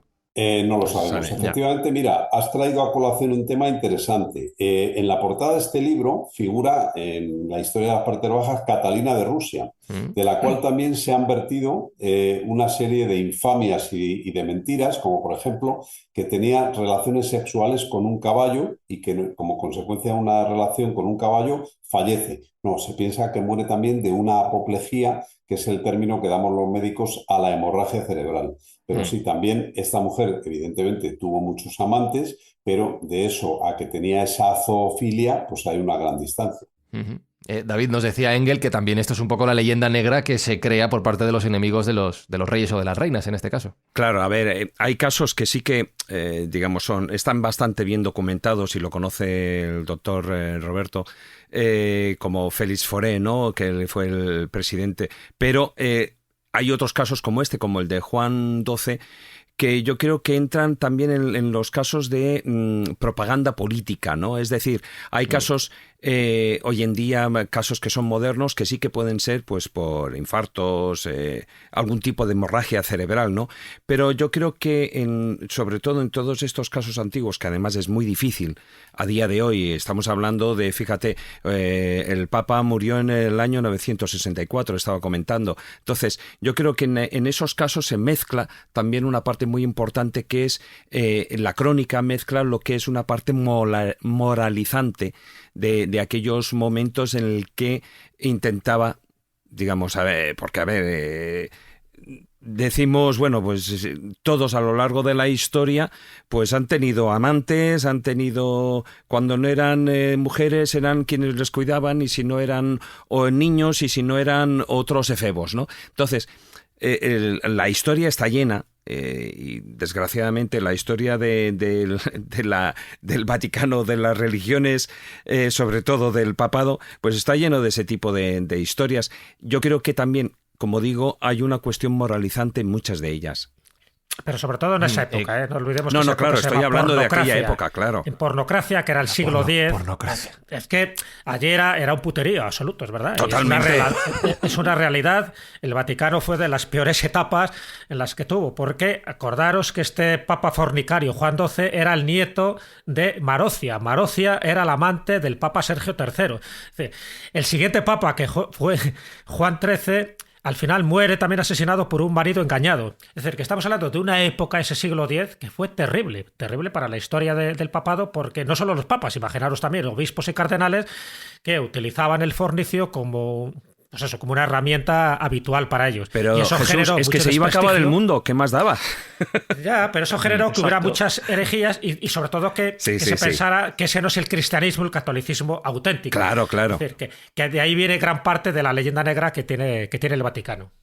Y que estoy viendo que Juan XII fue elegido papa, como decía Roberto, el más joven de la historia, con 18 años, y falleció, martillazo mediante, con 27. A pesar de que en los cuadros que estoy viendo se le pinta como un señor ya mayor, sin pelo, que a lo mejor no lo tenía, pero, madre, esto es impensable hoy en día. Juani.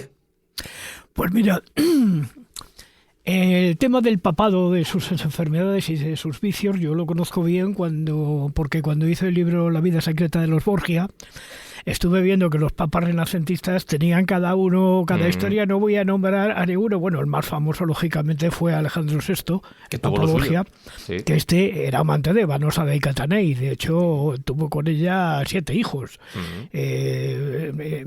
Pero hubo uno papa también de origen valenciano anterior, que fue Calixto III, que fue Rodrigo de Borgia. Y Rodrigo se puso Borgia cuando llegó a Roma, era de Borja. Sí, se lo italianizó. Llegó a Roma como tal, que inventó el nepotismo. O sea, que era el meter en los mejores puestos del papado y del cardenalato a los sobrinos. Toda la familia. Sí. Si no me equivoco. No, sí, absolutamente. Y también había acusaciones de incesto, los Borgia han pasado a la historia por ello. Famosos por ello. Totalmente. Hubo un papa que creo que fue el Papa Fibo, que no recuerdo exactamente qué orden tenía, que era directamente, pues estaba rodeado de hombres jóvenes y decía, vamos a darle un poquito de leche caliente y tal. Dice, no, yo quiero leche de hombre. Claro, pero fíjate, y estamos hablando de la época renacentista. Imagínate cuando estamos hablando del siglo X, en mitad de la Edad Media. O sea, era impensable. O sea, a día de hoy es impensable el creer que, bueno, pues que todos eran castos y puros. No, para nada. Ya, totalmente. Oye, has mencionado, David, precisamente al presidente francés Félix Fauré. Me recuerda un poco, Roberto, salvando las distancias del caso, al de Bill Clinton, que fue muy famoso a finales de los 90, principios de los 2000. Lo que pasa es que el del presidente francés acabó peor. Un inciso, si me permites, al hilo del papa que hablábamos, Juan XII el fornicario, su nombre real era Octaviano de Túsculo. Como no hay obra perfecta, hace muchos años una editorial publicó un libro diciendo damos fe de que este libro no tiene erratas, ¿verdad? En vez de ratas. Hay una errata en el libro, cuando se dice de quién era hijo. Él era hijo de Alberico II de Spoleto, no de Alarico II, como Bueno, como gracias a vosotros este libro seguro que va a tener muchas ediciones, ya lo corregiré, pero quería dejar el dato histórico concreto. Otra cosa para cerrar este capítulo: hubo un papa anterior, León VII, que fallece en el año 939 supuestamente de un infarto de miocardio durante una relación sexual. Y volviendo a la relación sexual y dando un salto en el tiempo, nos vamos a Félix Fauré, que realmente yo no sé si se pronuncia For o Fauré, porque no me lo he encontrado acentuado, pero bueno, vamos a decir Fauré, que parece que nos suena mejor. Entonces, fíjate... Sí, como el compositor. Sí. Eso es Fauré, ¿no? ¿Qué es Fauré? No, Fauré, como el... Gabriel Fauré. Ese es el famoso Fauré que compuso ¿cómo se llama? Sí, hombre, como el de Mozart, el Requiem de Fauré, sí. Efectivamente. Bueno, pues una cosa curiosa al hilo de lo que dice nuestro amigo es que los encuentros con su amante en el Elíseo, es que hay cosas en la historia que parece que están predestinadas. Los tenía este buen señor, que para los que no le conozcan, pues ganó mucho dinero en el comercio de pieles, era de origen humilde y llega a ser el 6º presidente de la Tercera República Francesa. Y qué curioso que tenía los encuentros con su amante en una habitación azul en el Palacio del Elíseo. ¿De qué color es la píldora llamada Viagra o nombre químico citrato de sildenafilo? Azul. Color Elíseo. Azul. O sea, es que la historia de los colores y la historia de la humanidad a veces van paralelas. Todo está relacionado. Todo está relacionado. Le traían por una puerta trasera al amante, que esta era pues la esposa de un conocido pintor, ¿no? Y bueno, pues de repente ella sale como loca por allí gritando. ¿Por qué? Porque el presidente pues ha tenido una apoplejía, una hemorragia cerebral, y parece ser que todavía le pillan en la mano algún pelo del amante, ¿no? Y se sospecha que estaba practicando sexo oral. Pero bueno, como decía nuestro amigo, también eso lo hizo Bill Clinton en otro entorno, que era el despacho oval. Sí, de hecho...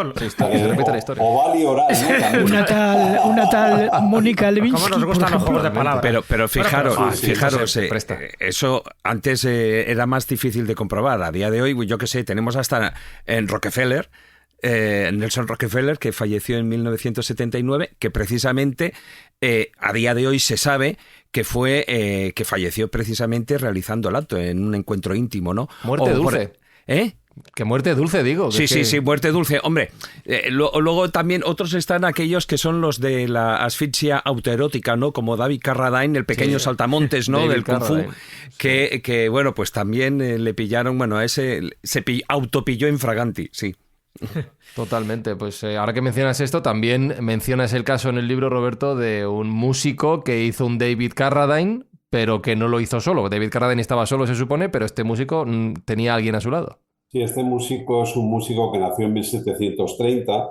El nombre es casi impronunciable. Por eso no lo he dicho. František Kozguara, ¿no? Y entonces, bueno, pues estuvo dando unos conciertos en Londres y una noche pues coge a una prostituta y le dice que quiere que le corte los testículos. Claro, la otra se asusta, ¿no? Y dice, bueno, vamos a ver qué dice este señor. Y la convence para ponerle una soguita al cuello, ¿no? La ata a una puerta, pero con la mala suerte de que la puerta se cierra y es ahorcado. Porque la historia es que como se vio que los ahorcados tenían una erección, pues alguien pensó que esto podía ser una solución para la disfunción eréctil, ¿no? Y entonces, bueno, pues como decía... Es mala solución matarte, ¿eh? Sí. No suele funcionar. Funciona una vez, pero luego... Claro, y como decía el David Carradine, no tiene mucha continuidad. También en Bangkok, en un hotel de Bangkok, pues lo mismo, hace una autoasfixia erótica. Esto también tiene un nombre en medicina, ¿no? Que es hipoxifilia o asfixiofilia. ¿Por qué? Porque hay una disminución de la oxigenación y entonces, bueno, pues mueres efectivamente en unas condiciones penosas. De hecho, fue relativamente frecuente en aquella época, y este compositor era checo, pero también en otras zonas de Europa, los clubes de hombres ahorcados, que en el fondo era esto. Es decir, se buscaba esa especie de ahorcamiento, de autoasfixia, precisamente para generar, ¿no?, una mayor eyaculación. De hecho, también eso es lo que origina lo de la mandrágora. La mandrágora crece por el semen postrero del ahorcado, que tiene, en fin, una protuberancia, tiene una erección en ese momento, y de ese semen sale la mandrágora y con todas las propiedades afrodisíacas y mágicas que se atribuyen a la mandrágora. En el fondo, un poco de lo que estamos hablando y corresponde perfectamente con lo de Félix Fauré. Es decir, lo que se buscaba era la petit mort. La petit mort es el orgasmo, pero un orgasmo, en fin, superlativo. Lo que pasa es que de la petit mort al final se acababa en la gran mort. Acababa con la vida directamente. De hecho, Jesús, es uno de los riesgos que en los últimos años ha habido, cierto hábito de buscar un punto de anoxia, de falta de oxígeno, cuando se está realizando el acto sexual, ¿no? Entonces parece ese punto de medio asfixiar, pero que para mezclar lo que son las dos cosas, ¿no? Esa pequeña muerte con la falta de oxígeno, creyendo que de esa manera el orgasmo es mayor, ¿no? Cuando estuve en el cementerio de Père Lachaise, que es donde está, por cierto, enterrado Félix Fauré, también está enterrado Victor Noir. Y es muy llamativo porque Victor Noir es una tumba a la que visitan muchísima gente. Hay toda una superstición diciendo que si tocas sus partes nobles, pues te puedes quedar embarazada. Y un poco le ocurrió algo parecido, y además con la mala leche, yo creo que del escultor, que tiene una escultura de cuerpo yacente, donde él muere pues en un duelo, ¿no? En fin, tiene un enfrentamiento con el príncipe Pierre Bonaparte, y el pobre Victor Noir, que por entonces tenía 21 años y estaba a punto de casarse, pues bueno, al final le pega un tiro en el pecho y muere en el acto.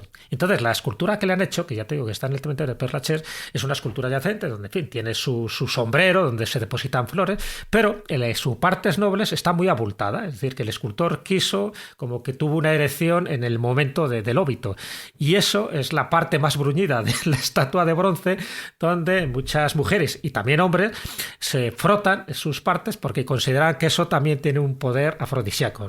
Lo cuento un poco para que veamos incluso las esculturas, incluso nada que ver Victor Noir con nada de lo que estamos comentando, pero su escultura, precisamente por ese abultamiento en Sálvase a la parte, ha generado también una superstición y un lugar de peregrinación para tocar y para que ese bronce esté bruñido, igual que le pasa también como la teta de Julieta, por ejemplo, en Verona, ¿no? Que también dice que da buena suerte. Bueno, otro que está enterrado en Père Lachaise, Jim Morrison, el líder de Doors, pero ese no murió no tiene nada que ver. De sexo, murió de bestia que era. Eso tiene que ver con la maldición de los 27.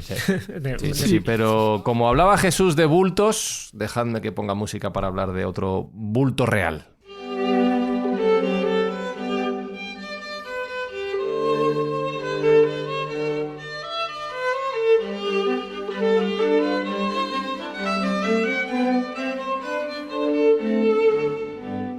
Digo bulto real porque vamos a entrar en la parte de las monarquías adictas al sexo. El poder, el dinero y el sexo es seguramente lo que mueve el mundo a mayor escala, y quiero empezar, hilando temas, con el caso de Carol II de Rumanía, que tiene una historia que ahora le voy a preguntar a Roberto, pero que quiero destacar, que sufría priapismo, que es estar un día empalmado y el otro lo mismo.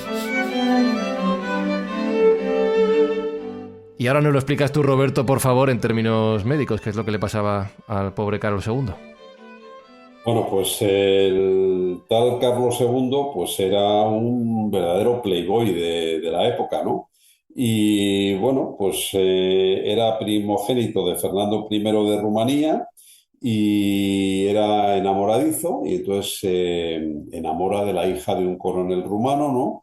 Y quiere casarse con ella. Y entonces, bueno, se celebra en secreto el primer matrimonio morganático de la historia entre un rey y una mujer que no pertenecía a su entorno, ¿no? Y bueno, pues este hombre pues debía ser un portento en cuanto al tamaño de su pene. Parece ser que muchas de sus amantes, como ocurría con Fernando VII, sufrieron algunos desgarros en sus partes, y algunas sometieron a intervenciones quirúrgicas para poder seguir teniendo relaciones con él. El caso es que, bueno, llegó a rey, pero hubo un golpe de Estado en 1940, se tuvo que exiliar y, bueno, únicamente he hecho relación de esta historia, ¿no? Porque se sospecha porque también tenía una macrofalosomía, ¿no?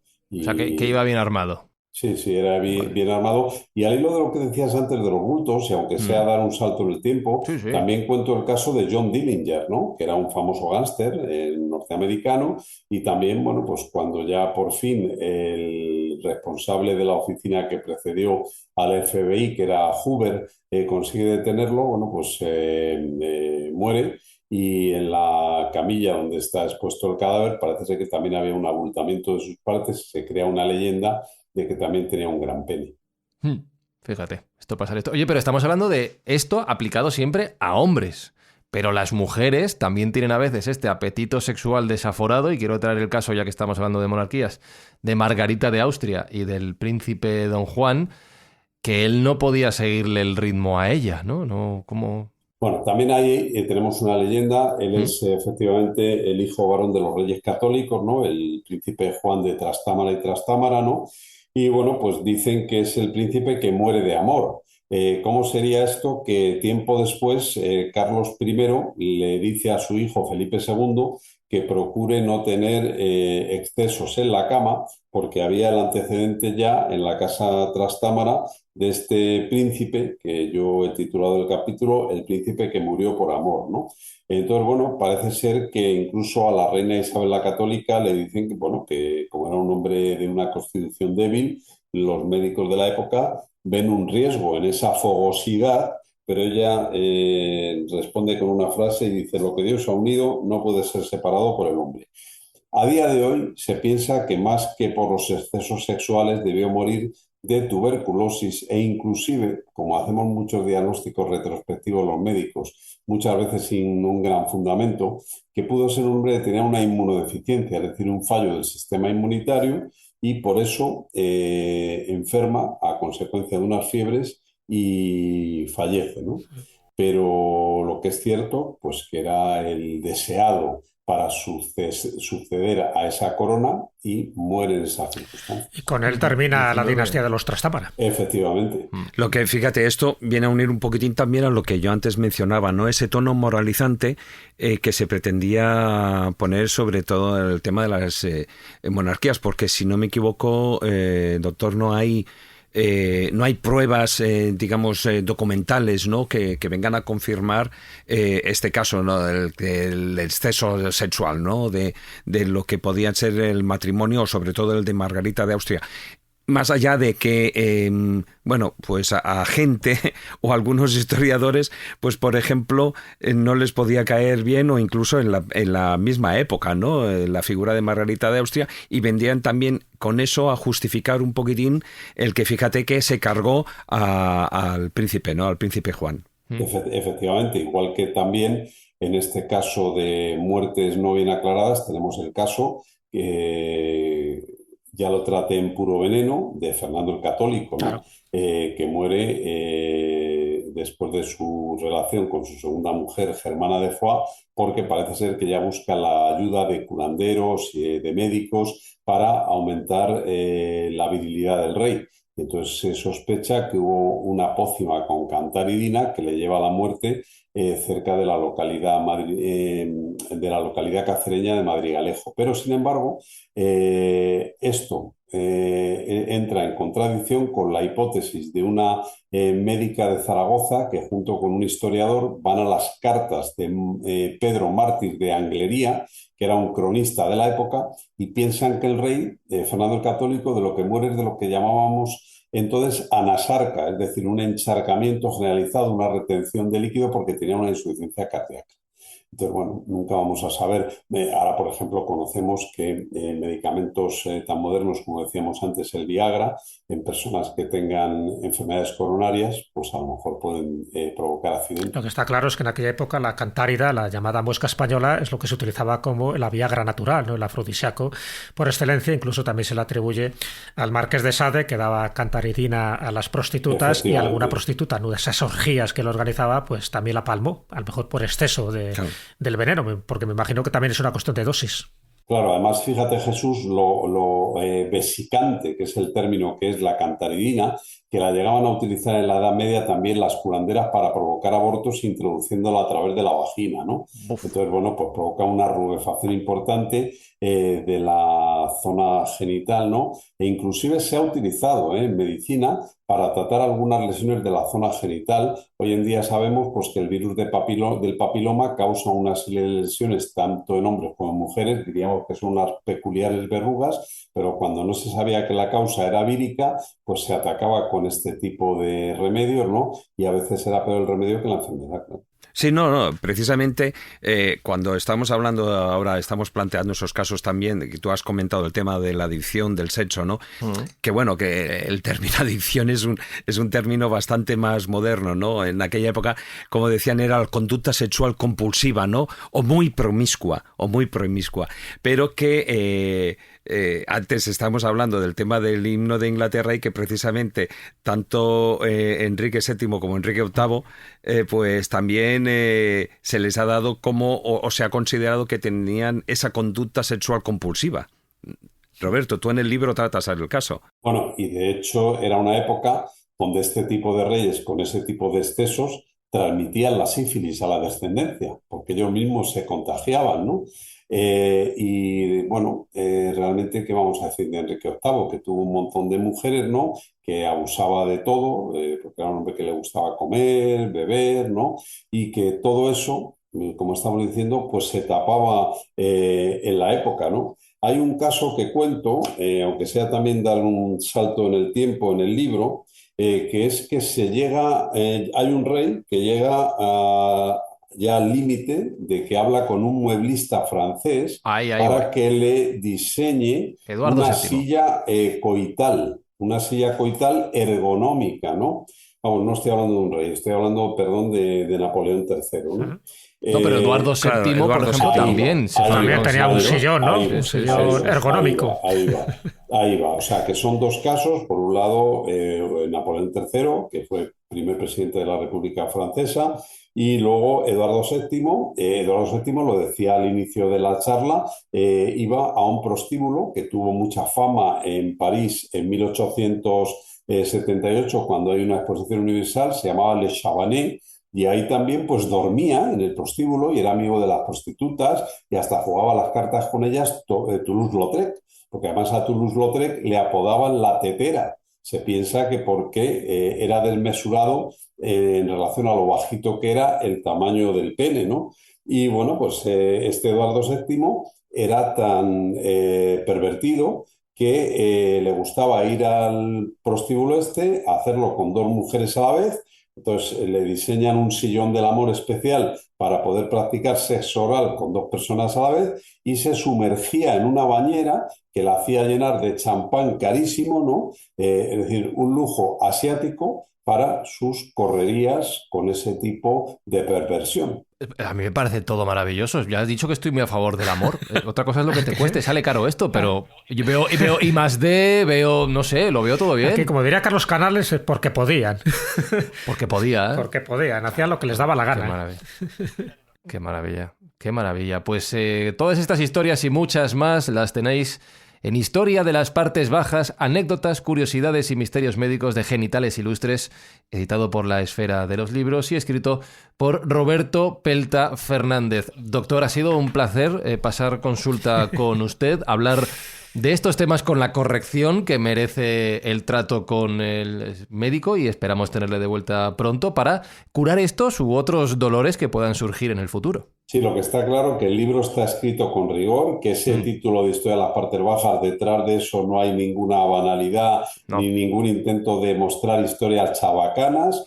Esto simplemente es un texto que ha llevado tiempo de documentar, donde nunca podremos llegar al fin de la cuestión en algunos asuntos. Por ejemplo, no ha habido tiempo, no hemos hablado del caso de Enrique IV el Impotente, ¿no? Pero bueno, que Enrique IV tenemos desde el estudio de Marañón, que publicó el libro donde él apuesta porque tuvo un supuesto eunucoidismo, a autores posteriores que contradicen esto, ¿no? Pero bueno, es cierto que el libro de Marañón, el ensayo biológico sobre Enrique IV de Castilla y su tiempo, pues tuvo su momento. Lógicamente surgen investigaciones posteriores, ¿no? Pero para mí ha sido muy grato estar con vosotros, siempre aprendo mucho, de hecho he tomado notas y nada, pues espero un reencuentro pronto con todos vosotros. Muy bien, Roberto, muchísimas gracias. Un abrazo. Muchas gracias. Gracias, un abrazo.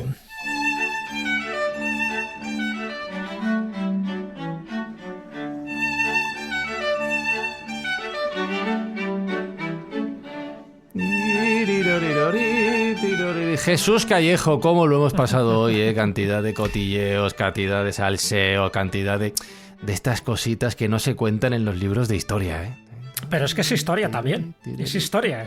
Muchas veces ese lado oculto de la historia que también es bueno conocer, porque es cierto que muchas decisiones trascendentales, políticas, incluso bélicas, se gestaron en la cama, incluso muchas muertes de gente poderosa, fue precisamente por eso, por hacer mal uso del sexo. Así que yo creo que es necesario también conocerlo, disfrutarlo, y no digo revivirlo, porque en algunos casos es mejor no volver a pasar las experiencias de muchos de los casos que hemos contado. No sé si Jesús ha dicho el lado oculto o el lado culto de la historia, pero yo creo que aplica en ambos casos. Jesús, por cierto, ¿cerramos el programa con el cuento de Callejo? Lo cerramos. Hemos hablado de concubinas, de harén, del mundo musulmán, en fin, como también tuvieron mucha influencia, ¿no?, en esa época medieval española. Así que, y además la importancia, ¿no?, el poder que siempre han tenido estas mujeres. Y he escogido un cuento de Marruecos, no demasiado conocido, de un libro de Jan Muzzi, que se titula 30 cuentos del Magreb. Y este cuento se titula Los 100 garrotazos.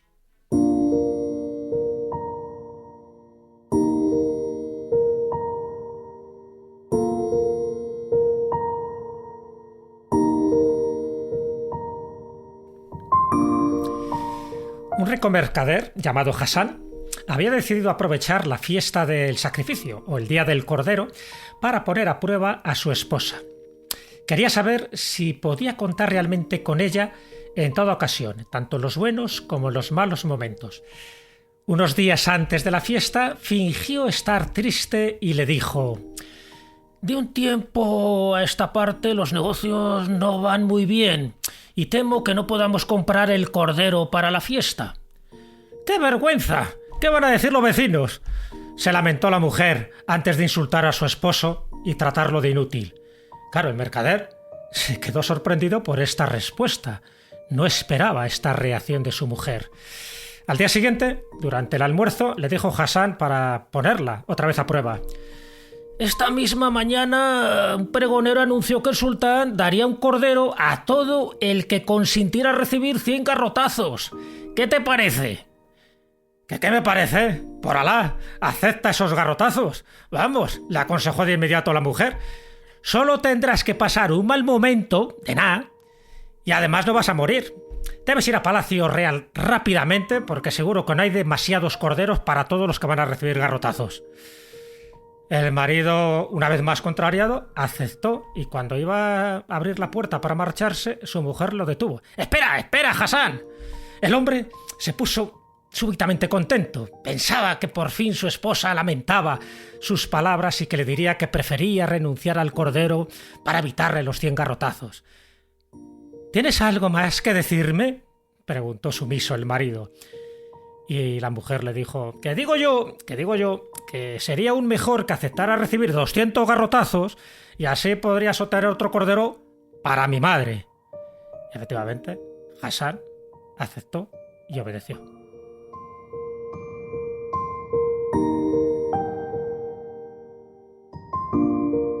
No sé si esto lo he contado, no estoy seguro si lo he contado en la escóbula.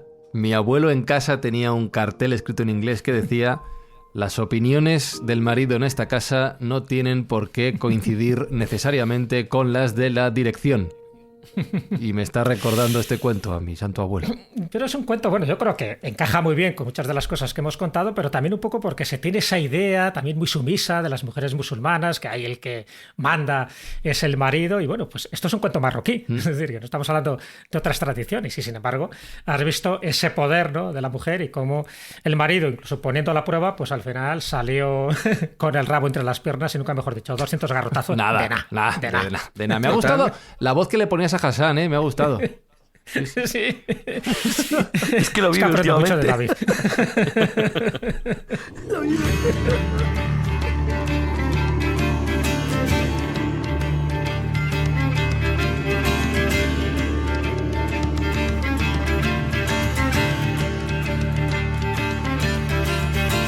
David Sentinella, por alusiones. Yo lo que estaba pensando es que siempre hay otra frase que es: con la suegra hemos topado. También. Pues algo parecido es lo que le ha pasado al Hassan. Hasta la semana que viene, David. Hasta la semana que viene.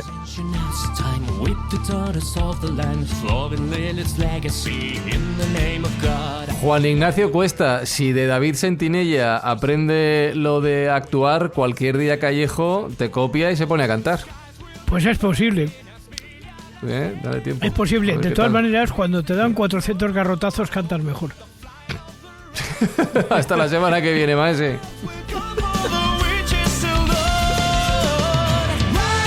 Carlos Canales, ¿te imaginas ese escenario? Es que depende de dónde hay los garrotazos, tío. Porque Ya, puedes quedarte como Farinelli, tío. También es verdad. Sí, sí. Hasta la semana que viene, Carlos. Hasta luego. Ten cuidado, Jesús Callejo, con lo que haces ahí fuera. Esa es la moraleja del final del programa de La Escóbula. Exactamente, ten cuidado con lo que hacemos, porque cada acción tiene su reacción y nuestros actos tienen consecuencias. Así que, ya sabemos, actuemos correctamente y las consecuencias serán correctas.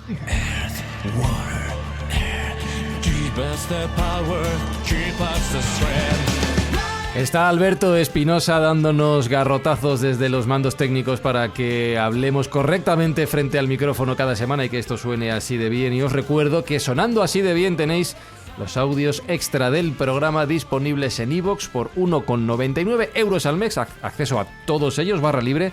Y esta semana continuamos con la charla junto a Engel de la Cruz, que ha quedado sin terminar en la primera parte del programa. Recuerdo, por último, facebook.com/La Escóbula de la Brújula, Twitter, Instagram y TikTok nos tenéis como @escobuleros. Y si queréis cualquier cosa, contacto @laescobula.com. Un servidor, Fran Izuzquiza, se va con sus revistas de cotilleo a otra parte. En 7 días, más historias. ¡Chao!